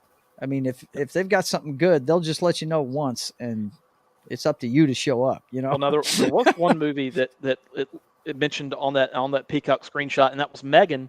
I looked that up the other night. And this was as of maybe Sunday night. With a $12 million budget, it has made $172 million. Yeah, that's one of those ones, and it's definitely on my list to watch. Horror movies are like that, though. They have low budgets and can easily make their money back. Yeah, and they're usually that's why there's 47 screams and right. Yeah, and even a lot of your higher end horror movies, the budget's not that high. Yeah. Like like your Screams and that kind of thing. Yeah. Those are like 20 or 30 million. Yeah. Mm-hmm. And they'll make 100 million. But it don't cost them nothing. It really doesn't, because first of all, they're usually using no-name actors, people that nobody even knows. I always ask people this trivia question: what's Kevin Bacon's first movie he was ever in? And they're trying to name all these flicks. I'm like, it's Friday the 13th. Yep. It's the first movie he was ever in. He had an arrow shoved right through his throat while he was laying down on the bed. Yep. That's going to leave a mark. Yep. Yeah, that's going to leave a mark, buddy. But they get these guys when they're starting out their careers, and got any problem taking your clothes off? No. Okay, cool. Let's go. Let's make this murder porn, and we'll make a bunch of money. And they don't see a dime of it, but you know what? Those studios sure do, man. Because look, a good horror movie, for those that don't watch them, I highly recommend a documentary, and I found it not too long ago, showed it to my wife, to try and explain why those of us that love horror movies, why we love them. And it's a documentary that actually was released majorly in the theater when I was young, and it was called Terror in the Aisles. If you've never seen that documentary, watch that sometime. It's really cool. It's hosted by Donald Pleasance, who was he was the psychiatrist to Michael Myers in the Halloween series. And the other one is, what is that girl's name? It's not Melanie Griffith. It's she was in a couple of De Palma's movies. I can't remember what the chick's name is. No. Hang on. I'll look it up real quick because it'll bug the hell out of me. So she's like a Natalie Griffith, though? Yeah. She's like a Melanie Griffith. She's really cute. Melanie Griffith, yeah. Hang on, let's see. Terror in the Aisles. By the way, don't forget how to spell aisles. It starts with an A. Okay, cast. Here we go. Where is she? Are you kidding me? You're showing everybody else that was in the movie, not her? Come on, man. Nancy Allen is the girl's name. Oh, okay. Nancy Allen. She. I'm trying to remember what De Palma horror movie she was in. What was it, John? Do you remember? Was it Body Double? Was she in Body Double? I'm not sure. Or maybe it was Blowout, the one with Travolta. She might have been in that one. But Nancy Allen's a cute looks girl. Like, I looked it up. She looks like she's been in several. Like I said, De Palma used her a lot. Carrie. She wasn't Carrie. She was a bitch to Carrie. Yeah. Poltergeist 3, Blowout, Children of the Corn 666. Blowout. That's the De Palma one I'm thinking of. Yep. Mm-hmm. She was a bunch of them. For whatever reason, and it may be a great movie, Quentin Tarantino is obsessed with the movie Blowout. And that is in part why he tried to get Travolta for Pulp Fiction, because of his love of Blowout. Yep. Well, the thing about Blowout, every time, I've only watched it a couple of times, but every time it's brought up, I think of Chappaquiddick, because it has to do with a politician and a murder, and it's a car wreck on a bridge, and the guy that discovers it is a sound guy. He's just recording different sounds, and he happens to be near a bridge, and he happens to witness it. It has a microphone pointed right at it at the time, and Travolta plays a sound guy in it. And Blowout's a good movie. If you've never seen it, you need to watch it. It's good stuff. It's very Hitchcockian, if you understand what I'm saying. It's very inspired by Hitchcock. Yeah, definitely. It's fantastic. It's really good. We all know if Ted Kennedy had been Ted Smith or Ted Jones, he would have been in the poker. He would have been in jail for the rest of his life, no doubt about it. Yep. But hey, it is what it is. It is what it is. Yeah. Okay. The next one after Peacock is Disney. Look at the jump: 54 million to 118.1 million for Disney Plus service subscribers. Oh my God. And you know what's funny? If I didn't have a grandchild, I'd have already gotten rid of this. And from what I understand, I might need to get rid of it anyway because of some of the stuff they're putting on there for kids. Disney Plus, it's been well chronicled in our circles. Here's my deal on Disney Plus and it's Marvel content and stuff like that. Well, first of all, let me say, I'm pissed off at Disney Plus because they don't have the old Wonderful World of Disney library on there. They don't have the old Sunday night stuff. They need to add that for us old bastards. And they don't have a lot of the old movies either. No, they don't. And one of my favorites, of course, you guys have heard me say this 1,000 times. The Privateer is basically half based on him, is the Scarecrow of Romney Marsh. They don't have that on there. And it just upsets me. It's my favorite freaking Disney property there is. The upsetting part is they have the rights. So there's the only reason they're holding it back is so that they can try to get people to stay subscribed longer in the hopes that they'll release it in the future, I guess. But Disney's always been kind of quirky with their products. I mean, we're talking back in the 90s, they would have VHSs, and they'd be like, this one's in the vault. Yeah, they'd have the Treasure Vault, have a limited series. run, and they only released it for a few months, and you better get it now because we're not going to make it again. And that the one I'm talking about, the Scarecrow of Mars, is one of those. And my wife was able to find it on eBay, I think, and it was a DVD. I could almost guarantee this thing was burned. Yeah, you know what I'm saying. But the packaging is pretty nice, and it's a good copy. It's not like having a Blu-ray of it, but it's a decent copy on DVD. But a lot of their older properties. For some reason, what's that? Is there something about it that's problematic in today's? No, not at all. It's just that's to Matt's point. That's what Disney has done traditionally with their older product. They release it sparingly, because they know people will pay out the nose to get it because it just wasn't out there. There also could be a nefarious reason too, just based on Disney's track record over the past 15, 20 years, in the sense that if there are shows that promote family values and things like that, I could see them trying to hold back on that. And it's sad to say, but if you look at what they're putting out, you could certainly, ascribe a motive to them not wanting to put out good traditional products. Yeah. Okay. I can understand it could be that both. too. It could be both. It could be. But it's just, man, what a great show. I wish the masses could see that show, I mean, you can watch it on YouTube in pieces, but hell with that, man.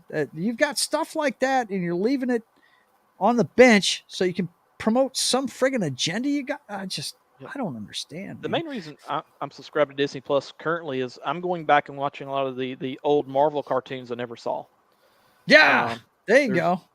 The ones from the 90s? Like 90s and after, yeah. Right? The Spider-Man and the X-Men, stuff like that? Spider-Man and X-Men, yeah. Uh-huh. Mm-hmm. The only one I haven't... The only major hero that only seems to be like, as far as in ensembles, at least from what I've found so far, is Thor. I don't know that there's ever been a Thor animated series. To my knowledge, no. No, there hasn't been. Whereas most every other character has gotten at least like one season of their own series. Right. So right. It's kind of an odd thing. Probably a rights deal. Who knows? Yeah, who knows? But Disney Plus, they're up there. 118.1 million. Crunchyroll is next. Believe it or not. The anime streaming service. Crunchyroll, honestly, 120 million. I'm shocked it's not a little higher than that. Yeah, this is popular stuff right here, guys. Now, this is like when I hear about a South Korean band that's like one of the biggest in the world, and I'm like, what? Who? I don't know. Yeah. Yep. But friggin' Crunchyroll, they have a free version of it, and you can pay for extra stuff. And if you're an anime fan, there's no reason not to get it because there's some good stuff on there, man. There really is. It's good stuff. The next one, Amazon Prime. And I think that is the last one. No, it's not. Netflix is the highest. But Amazon Prime's at 175 million. And they're the ones, to me personally, that are doing the best. But we'll talk about that here in a minute. Yeah. And go ahead. One of my buddies, and he's indicative of a lot of people. He gets he orders a lot of stuff through Amazon. Mm-hmm. So getting the Amazon Prime with that is the main reason he has it. And I'm sure out of that 175 million, there's a lot. Yes, absolutely. That's why I have it, because my wife is all about the free shipping. That's yeah. And you automatically get it. So that number really is skewed, isn't it? I mean, there may be some people that order that have this just to do their shopping and don't even watch anything on the channel. You know what I mean? But yeah, Amazon is one of the heavy hitters, and then the other heavy hitter is Netflix, of course. The guys that got in at the bottom, the guys that basically invented the streaming service, Netflix. Yep. Still on top with 213.5 million subscribers. And they're about to throw half of us in jail here pretty soon for, password sharing and stuff. You mean the guys that would mail you DVDs? Those guys, right? Exactly, exactly. Remember, that's how they started. That's what they were doing. They were renting DVDs. They didn't really do an original Blockbuster stuff. Could have bought them. Yep, and they could have. And boy, did they mess up. Put them out of business. Right now, you could have Blockbuster streaming. Yes. Imagine. That's crazy, isn't it? Yeah. So that's them by popularity. Now, TV Guide had a decent article here. Best video streaming services of 2023. Now we're talking about now, not last year. These numbers we just saw was for last year, and which ones had the most streamers. Original shows, TV, movies, and more. And they put on here Netflix, basically the top 6 that we've been talking about. But then they break it down by what you're shopping for, right? The best originals, they say, are on Netflix. And this is just an article. It's an editorial article, but I've always loved TV Guide stuff because I'm one of those idiot kids that when my parents wanted to know what was on TV, they just asked me because I used to read the TV Guide cover to cover. I 2 books I always looked forward to as a kid was the fall preview. So you got to see all the new shows that were coming up, right? They do a little thing about all the new shows. Yeah. And the other one that I loved was getting the Sears catalog so I could start picking my Christmas presents, Oh, when you said Sears catalog, I was thinking of looking at a certain section of the Negative. It was for toys, for Christmas toys. I was going shopping for Christmas. Yep. No, Joe, get out of the bathroom. No. See, no. I had something better for that. I went and I dug into my dad's stash of Playboys. Yeah, there you go. And you have something to make sure set everything back like you found it. That's right. Got to put it all back. Yeah. Yep. But anyway, they say best originals are on Netflix, which I guess I've just not gotten into Netflix that much. I mean, they've got some decent stuff, I guess. I personally think, as far as the best originals so far here recently, even though they fucked up Lord of the Rings, Amazon Prime has got some good shit on, man. They've got friggin' The Boys, Reacher, The Terminal List. There's a bunch of shows, and one that I'm really liking. And they just came out with they say it's the final season. It's the 2nd season of it, but it's been so long in between seasons, we're having to rewatch it before I can even watch another episode of it. And that's Carnival Row. I love that show. But they say, in this article that are, originals Netflix, which I can see the argument, Stranger Things is probably one of the hottest things that's come out in a while. And they had Wednesday too. That one I enjoyed the hell out of. Wednesday was good. So you've got that. And by the way, if you go check this out on TV Guide, it's got pros and cons for each one and everything. And I'm not going to get into that. But the best for current TV shows, of course, Hulu. I mean, they're going to replay all the good stuff on there for you. And then best for movies, HBO Max. And I would agree with that. They've got the best movies on there. Best for families, Disney Plus. Right? Best for the budget. I mentioned it earlier. I think it's like it says here it's $5 a month for Apple TV. It's $6.99. Is it $6.99? Okay. And then best for a little bit of everything, Amazon Prime. So that's what TV Guide breaks it down as. And you mentioned TV Guide and you mentioned the fall preview. Yeah. This is maybe a little bit before my time when I was actively able to remember a lot of TV, but I want to say that the networks would have like a fall preview special. Yeah. Where they would have like an hour-long program where it kind of they used to do that. Yeah, they used to. Yeah. I just liked reading the TV Guide. I don't know why, man. I just dug them. That I'll never forget. I kept this one TV Guide forever because it had the fall preview and it had Battlestar Galactica in it. Yep. And I was like, yes, I can't wait to see this show. It's going to be awesome. If TV Guide specifically did this, but there were some magazines like it that were similar, where it would tell you, like, if it was a movie that was airing, how many stars it was. Like, out of 4 or 5 stars, was this a 1 star, 2 star, 3 star? And you could kind of at least get an idea of, would this be a movie that I would want to watch or not? Yeah. Right. Yeah. One thing about TV Guide, they weren't really critical. They just let you know what it was about. And it was just a synopsis that they were given by the network. They let you decide what it was. They had a rating system later on for their shows. And I think it was stars, but when they were initially putting out the fall lineups, they didn't really rate them. They didn't really rate them at all. Okay, so the last thing I wanted to show here was most popular TV shows right now. What people are watching on streaming, and of course, you see what the first thing you see, right? That's pretty popular right now. Number 1. Yeah, it's number 1 on the list, but I was going to start with number 10 down here. Number 10 is Velma, and I think half of that's hate watching, really. But I mean, Knox's been watching it and enjoying it, so I guess I don't know. Number 9 is what I want to watch right now, but I can't because we got to catch up with it for Foxy.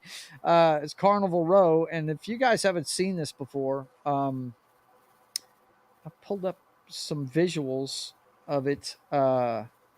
It's got Cara Delevingne and Orlando Bloom, and it's like a steampunk fantasy type series. She plays a fairy, and it takes place.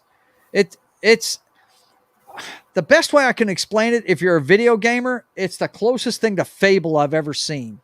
It's a steampunk aesthetic.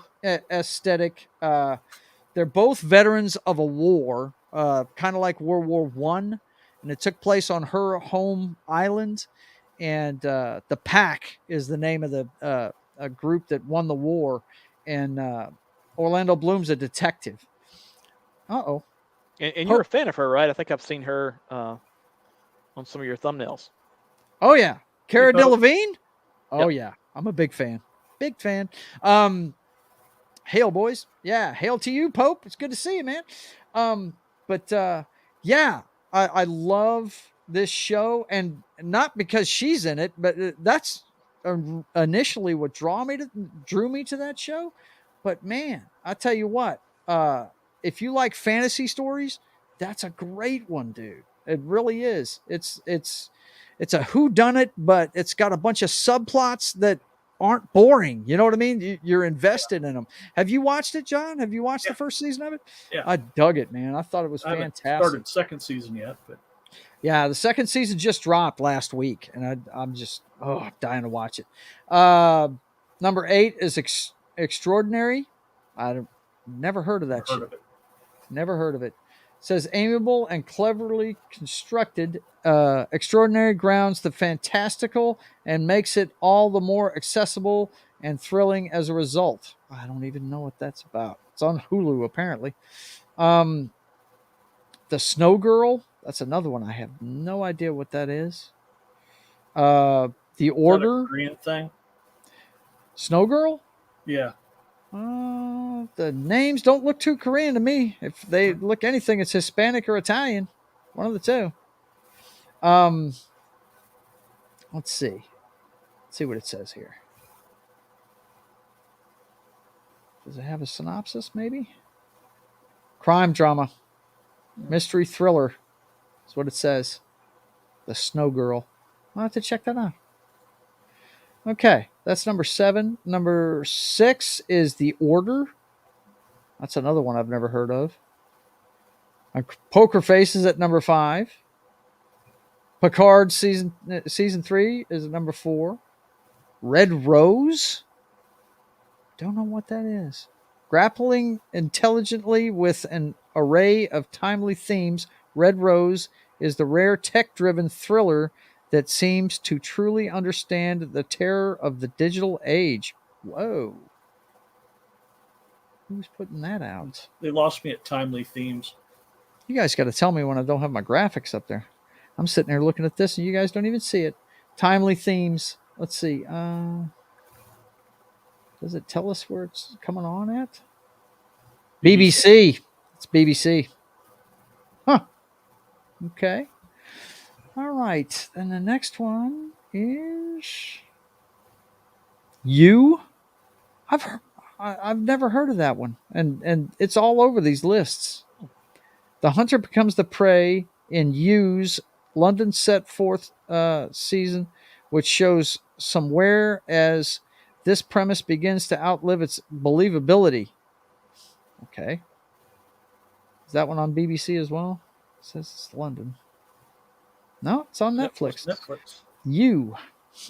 Interesting. Okay. And then you've got Last of Us.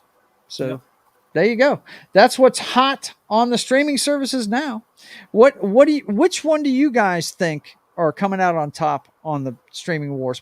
Me personally, I think Amazon Prime's doing the best. Even though they botched Lord of the Rings, I'm really liking a lot of their shows, man. I'm really liking a lot of what they're putting out. Yeah. But based on what I heard, I'd probably say, I'd probably go with that. Yeah. I think the second one, if I had to choose another one, though, would be HBO Max. Because, man, just the libraries they got on there. They got every DC property that's ever been made is on there. If you're a fan of Superman, Batman, or Wonder Woman, it's on there. Linda Carter's Wonder Woman's on there. All of it. Nice. Yeah. I mean, Warner has been fused with DC since the beginning. So that's probably one of the best decisions they've ever made. Now, they've botched it. We all know that. They've botched a lot of it. But, I mean, the stuff they have, I mean, let's see. You had me at Linda Carter. I'm telling you, bro. I'm telling you. HBO Max, let's see. Well, first of all, on Amazon Prime, hang on. I know I had it up. Where is it? There's Amazon. Okay. Their top show right now is one called The Consultant, and the second one is Carnival Row's second season. Then you got Harlem, Clarkson's Farm 2, and Die Hard. Is that Kevin Hart? Yeah, he's in there's like an action movie called Die Hard. Oh my God, how funny! And Jack Ryan's number 6. That's a show that I'm gonna have to get back into because my brother has tried to talk me into watching it a couple of times. Because I watched the first episode of it. God, I didn't have it up again. Is that the John Krasinski? Yeah, John Krasinski. And when I watched the first episode of it, I guess I read too many of the books. I'm kind of a purist when it comes to Jack Ryan. I want him to be the anti-James Bond character. I want him to be the anti-spy. He's just an analyst that accidentally ends up in all these situations, Yeah. And I preferred Alec Baldwin. He's the best. He's the best that's ever played anybody. Yeah. Even though the guy's a flake, that was the best portrayal of Jack Ryan ever. Yeah.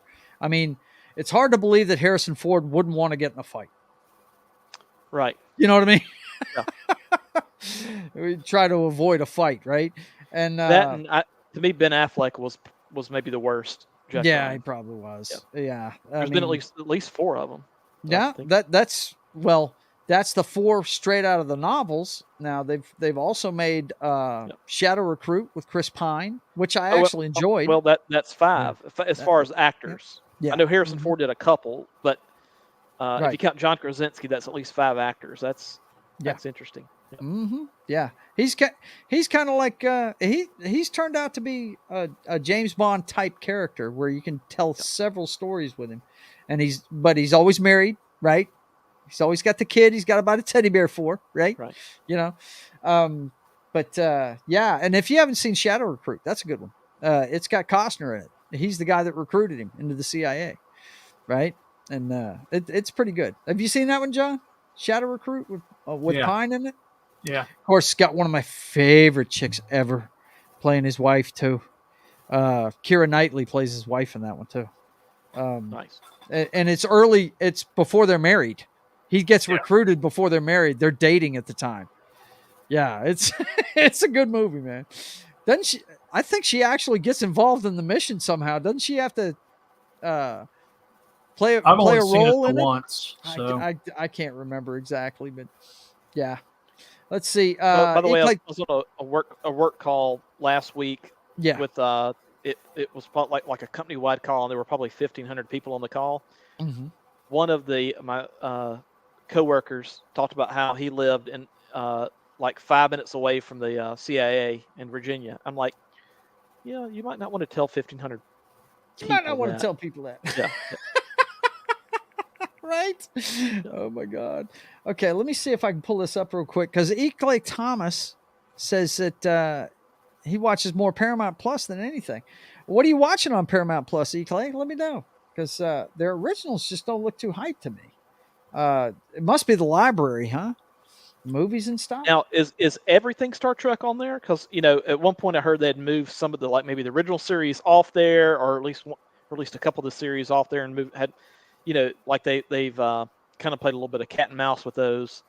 At least that's what I've heard. But I would think it would behoove them to keep all of Trek on there. Yeah. Well, no, I would think that too. Well, the last time I checked. Oh, go ahead, John. They got all those Tyler Sheridan movies and shows. Yeah, that's true. That's big right now. Yeah. They've got Mayor of Kingstown. Hang on, I'm fixing to bring it up. Their originals are Wolfpack, which that I've been seeing ads for. It's about werewolves. Mayor of Kingstown's a big one with Jeremy Renner. That's one of Taylor Sheridan's shows, I believe. Correct me if I'm wrong, guys. Yep. Let's see. He says he's watching Picard. That's right. Yellowstone's on this network. I forgot about that. Yeah, I'm watching 1923. 1923. Yeah, see that, and I completely understand why you'd want to be on there because, I mean, I haven't watched Yellowstone. That's one of those shows I didn't catch at the beginning, so I'm not watching it now. You know what I mean? Can Taylor Sheridan greenlight anything? I mean, it sure seems like he can because Tulsa King is another one of his, right? Yeah. Yeah. Yep, Isn't this the same guy that was in Sons of Anarchy? Isn't that the same dude? Taylor Sheridan? Yeah, I think so. It was either that one or the. It's either Sons of Anarchy, or it's one of those shows that came out around that period that he was on. He actually acted in. He had a small role. Yeah, I think he was. Tulsa King, or as Jack Prosovic on Twitter called it, the woke show. Mm-hmm. Although it's how dumb is that? Yeah. Right? That dude, that's that clip that's gone viral of Stallone giving him his pronouns in the backseat. That's too funny. Yeah, he was on Sons of Anarchy. Yeah, that's what I thought. I mean, he's known for his writing right now. Hell or High Water? Wow. Actually, no, that's a movie. Yeah, that's a movie, and I've heard it's good too. That's with Chris Pine. It's about the bank robbery, isn't it? They're trying to get money for some relative that needs an operation or something. Yeah. But yeah, Paramount, I can see that, especially with Yellowstone and all of its offshoots, all of its prequels and stuff. That's really popular right now. And Taylor Sheridan, they need to keep him in house, don't they? For one reason. What's one that? reason only. What's that? Yeah, the Kansas City Chiefs, because they are CBS. They cover the AFC. Yes. And that's one thing in one of the articles I read prepping for the show, they said the Paramount Plus was really selling for its sports, a lot of it. So, but yeah, they've got some stuff on there. Hey, look, they've got Top Gun Maverick on there if you like a good movie. So, actually, Cruise, I think his whole library is on Paramount pretty much. I mean, that's been who he makes movies for, is Paramount. So, But yeah, there's some good stuff out there. I think the only thing keeping Peacock afloat is WWE. That being on there gets them instant subscribers right there. Yep. But I could see one of those three. But Netflix, I'm just not a big fan of. I mean, you look at what their number one thing is right now. It's something called Outer Banks, which I have no way. Let's see. What is this about? On an island of haves and have not. Okay, you just lost me right there. Okay, yeah. Haves and have nots. I don't think that's marketed to you, Joe. No, it's not. Yep. Let's see what else I got. don't see anything marketed to me. Right, yeah, Perfect Match, Murdaugh Murders, Triptych. I don't even know what that is. Hey, looks Formula like some teen witch drama. Right. 6 through 10 is Married at First Sight, which sounds stupid as shit to me. New Amsterdam, Passion of. Yeah, see, this is not for me. None of this is for me. And You is number 9. Now, I don't know what You is, but I'm going to have to check it out since it's on all these lists. You know, like that Murdaugh Murders one, for whatever reason, women, they are really interested in true crime type stuff. Yeah, true crime, murder porn, as I call it. Yeah, absolutely. Yeah, dude. I care less. They are all into it, for sure. Yeah. I tell you. And if your last name's Murdaugh, you know, it's not the best name if you're trying to avoid getting convicted of it. Yeah, that's for sure. Sorry. Oh man, too much. But anyway, as far as the streaming goes, though, I'm really enjoying Amazon Prime. I want to see Carnival Row, and if you guys have not seen Carnival Row, watch the first season of it. It's first of all, it's kind of gory, so you know, I'd put it in the Game of Thrones style of show. It's got some sex in it. It's got some gore, but at its heart, it's a story of two broken people and what happens to them, and it's really, really good. I especially like. I'm a fan of Orlando Bloom because of the Pirates movies and the Lord of the Rings movies because he played my guy Legolas, you know. But he is fantastic in this show as this hard-bitten, you know, detective that is trying to solve these murders, you know, and it's really, really good. I'm just enjoying watching it again with my wife, and I can't wait to watch the second season of it. We got to get it done, though. Damn it. I'm ready to watch it, you know. But The Boys, season 4 is coming. Can't wait for that. Yep. They're making another Terminal List season. Yep. And from what I understand, what's the guy's name that his buddy that was helping him the whole show? I'm not going to spoil what happens, but apparently they're making a sequel, or not a sequel, but a prequel series of just him. Yep. And so that ought to be fun, man, because I love that character, you know. That one, Reacher season 2 should be coming anytime, you know. Yeah. As long as they stick to the formula on Reacher, it'll be palatable. You know what I mean? I know the Nimrod playing him is a moron, but you know, he's great in the show. You know, so as long as they stick to doing a novel a season, I think that ought to, that show ought to keep its steam and keep going, man. You know,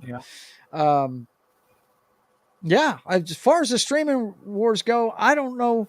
Do you think at some point we're going to see some of these things merge? I don't know. I think they're merge or get bought out or shut down. Yeah, I think they're more a way to promote their other stuff, really, more than anything. Yeah, like I don't know how. Well, I guess you said Peacock will stay around because of WWE. Yeah, it will. It will just easily. But you know, except for WWE, you know, there's not much on. There's not much on. To me, Peacock. It's on the weakest footing. Their best stuff is their back library from older shows, because you're going to see The Office on there, you know. And I wonder if they have Universal Films. They do have Universal Films. Because NBC Universal, okay. Mm-hmm. So yeah, it's Universal. And there's a lot. The USA Network is the universal network, basically. Yeah. Right. Yeah. So, yeah. But anyway, well, listen, we're up against the time, guys. So, any last words on the streaming wars? You want to let the folks know what you think out there? Let the best one win. Yeah. They've each got something. Now, if you're a wrestling fan, get Peacock, man. If you like the stuff that Taylor Sheridan's doing, like Tulsa King and Yellowstone, the Mayor of Kingstown and Yellowstone, that's the one you should get. Me personally, if I had to trim it down to only one, I'd stick with Amazon because I'm liking what they're putting out. Other than the Lord of the Rings, I mean, I can't say it enough. That Lord of the Rings was just bad, and I think it's funny as hell that Warner wants to make another movie. I think that's hilarious. I still don't understand why Amazon paid what they paid for the part of Lord of the Rings that they purchased. He just wanted to get a foothold, man. Yeah. He just wanted to get a foothold. He should have done his own thing. That's an idiot billionaire with nothing better to do with his money, is what it is. Yep. He wanted to make you're putting yourself in a box creatively. Yeah, he was. I mean, Warner is basically saying, "Ha ha, you blew it. We're gonna capitalize on this. We're gonna put some good stuff out there." I mean, it's crazy. It's crazy. You know what? I'm kind of like Gary from Nerdrotic on this one, though, Matt. They need to not make anything. Just release the friggin' extended cuts in the theater and watch the money roll in, man. That's what they should do. And just laugh it up while Amazon's over there losing money on their There's show. a whole generation of people that have not seen Lord of the Rings in theaters. That have not 20 seen years it. is a long time. Why not put them in theaters again and just let the money roll in, man? That would be hilarious. And you're not spending any money on production or anything. No, just distribution and promotion. That's it. Yep. That's it. Yep. Wow. And they'd be making money hand over fist. No doubt about it. Okay, guys. That's it for this week. So let you guys promote your stuff real quick. Start with John. Let them know where you're at this week, John. Always find me on Pop Culture Minefield, 10 a.m. Central, Monday through Friday, 1 p.m. Central on Friday and Saturday, and I'm behind the scenes on Sunday on Dark Side of the Ring, where Joe Atmosfere is. And on Mondays, you can find me at that 70s Rock Fan channel for It's Only Talk and Roll.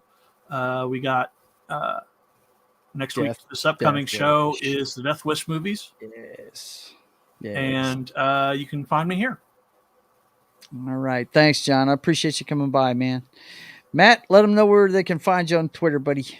All right. So, yes, small_time3 is my Twitter handle. And as far as any appearances, I try to be here most every Wednesday for Stay of the Atmosphere. Last Wednesday evening, Wes Moody did have his whatever cast, whatever Wednesday show. So I was on that. So that'll just kind of be, a play it by ear type thing.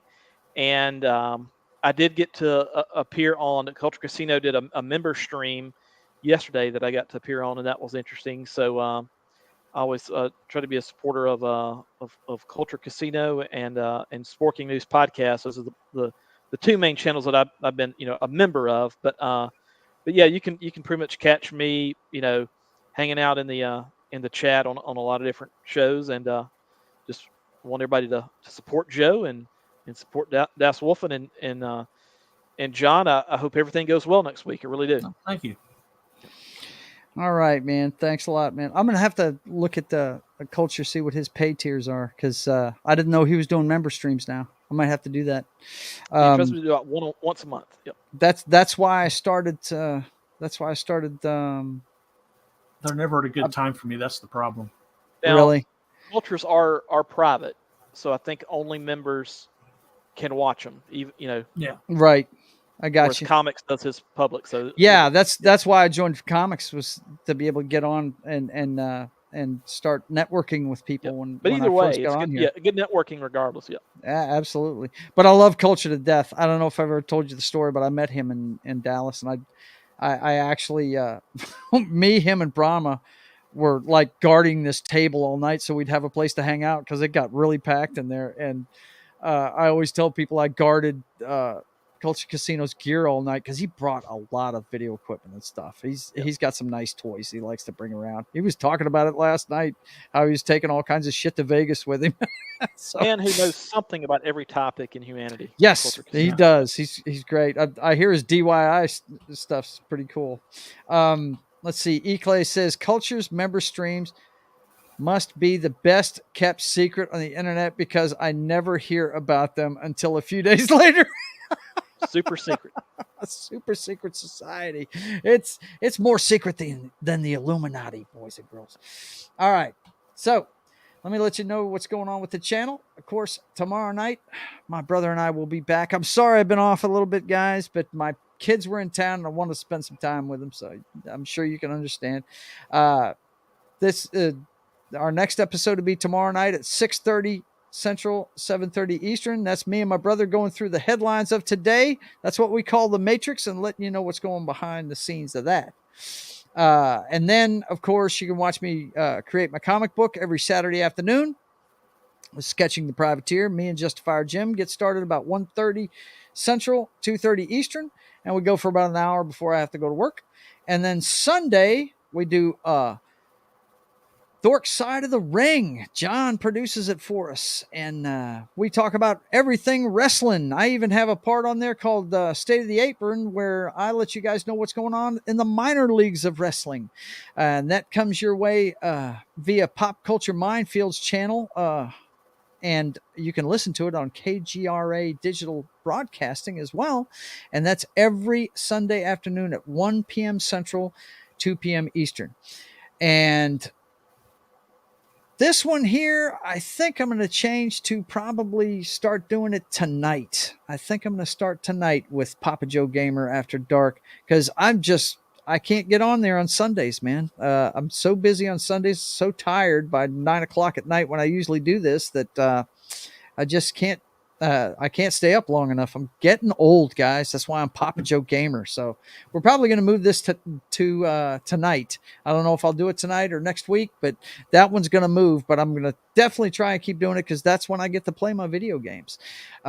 So watch that on Twitch whenever I decide to do it. Should be. I'll probably do it tonight, probably about 10. Yep, and then there's your girl up top. Yep. You know what? Cara Delevingne. There she is. You know what it is, dude? I've been getting into these AI art things, and I keep making her and Kate Beckinsale Supergirl. Well, it's Cara Delevingne. It's the eyes, you know. It is the eyes. She has got one heck of a big, pretty eyes, man. She is something else. But then on Mondays, as John was talking about, you can find me on It's Only Talk and Roll. He had his 60th birthday party last Monday afternoon, and usually starts about 4 p.m. Central. This week it's going to be Death Wish, the Death Wish series of movies with Charles Bronson, and I'm pretty sure he's getting Razor Fist back on there for it. And Razor Fist, and Austin's going to be back too. Austin, yeah, right? The guy that wrote the book on canon movies, right? Literally, yep, literally wrote the guide for canon movies. That. I gotta get a copy of that. It's gotta be thick, like a damn Guinness book or something, because there's a lot of movies that they made. Let's see. Oh, there's Dork. Yeah. What up, y'all? Want me to join it? Now we're fixing to go off, man. Yeah. You always check in when we're going out of here, man. Well, listen, boys and girls, I want you to thank you for coming, and for my panel, John and Matt, we want to thank you and let you know to keep on keeping on. God bless.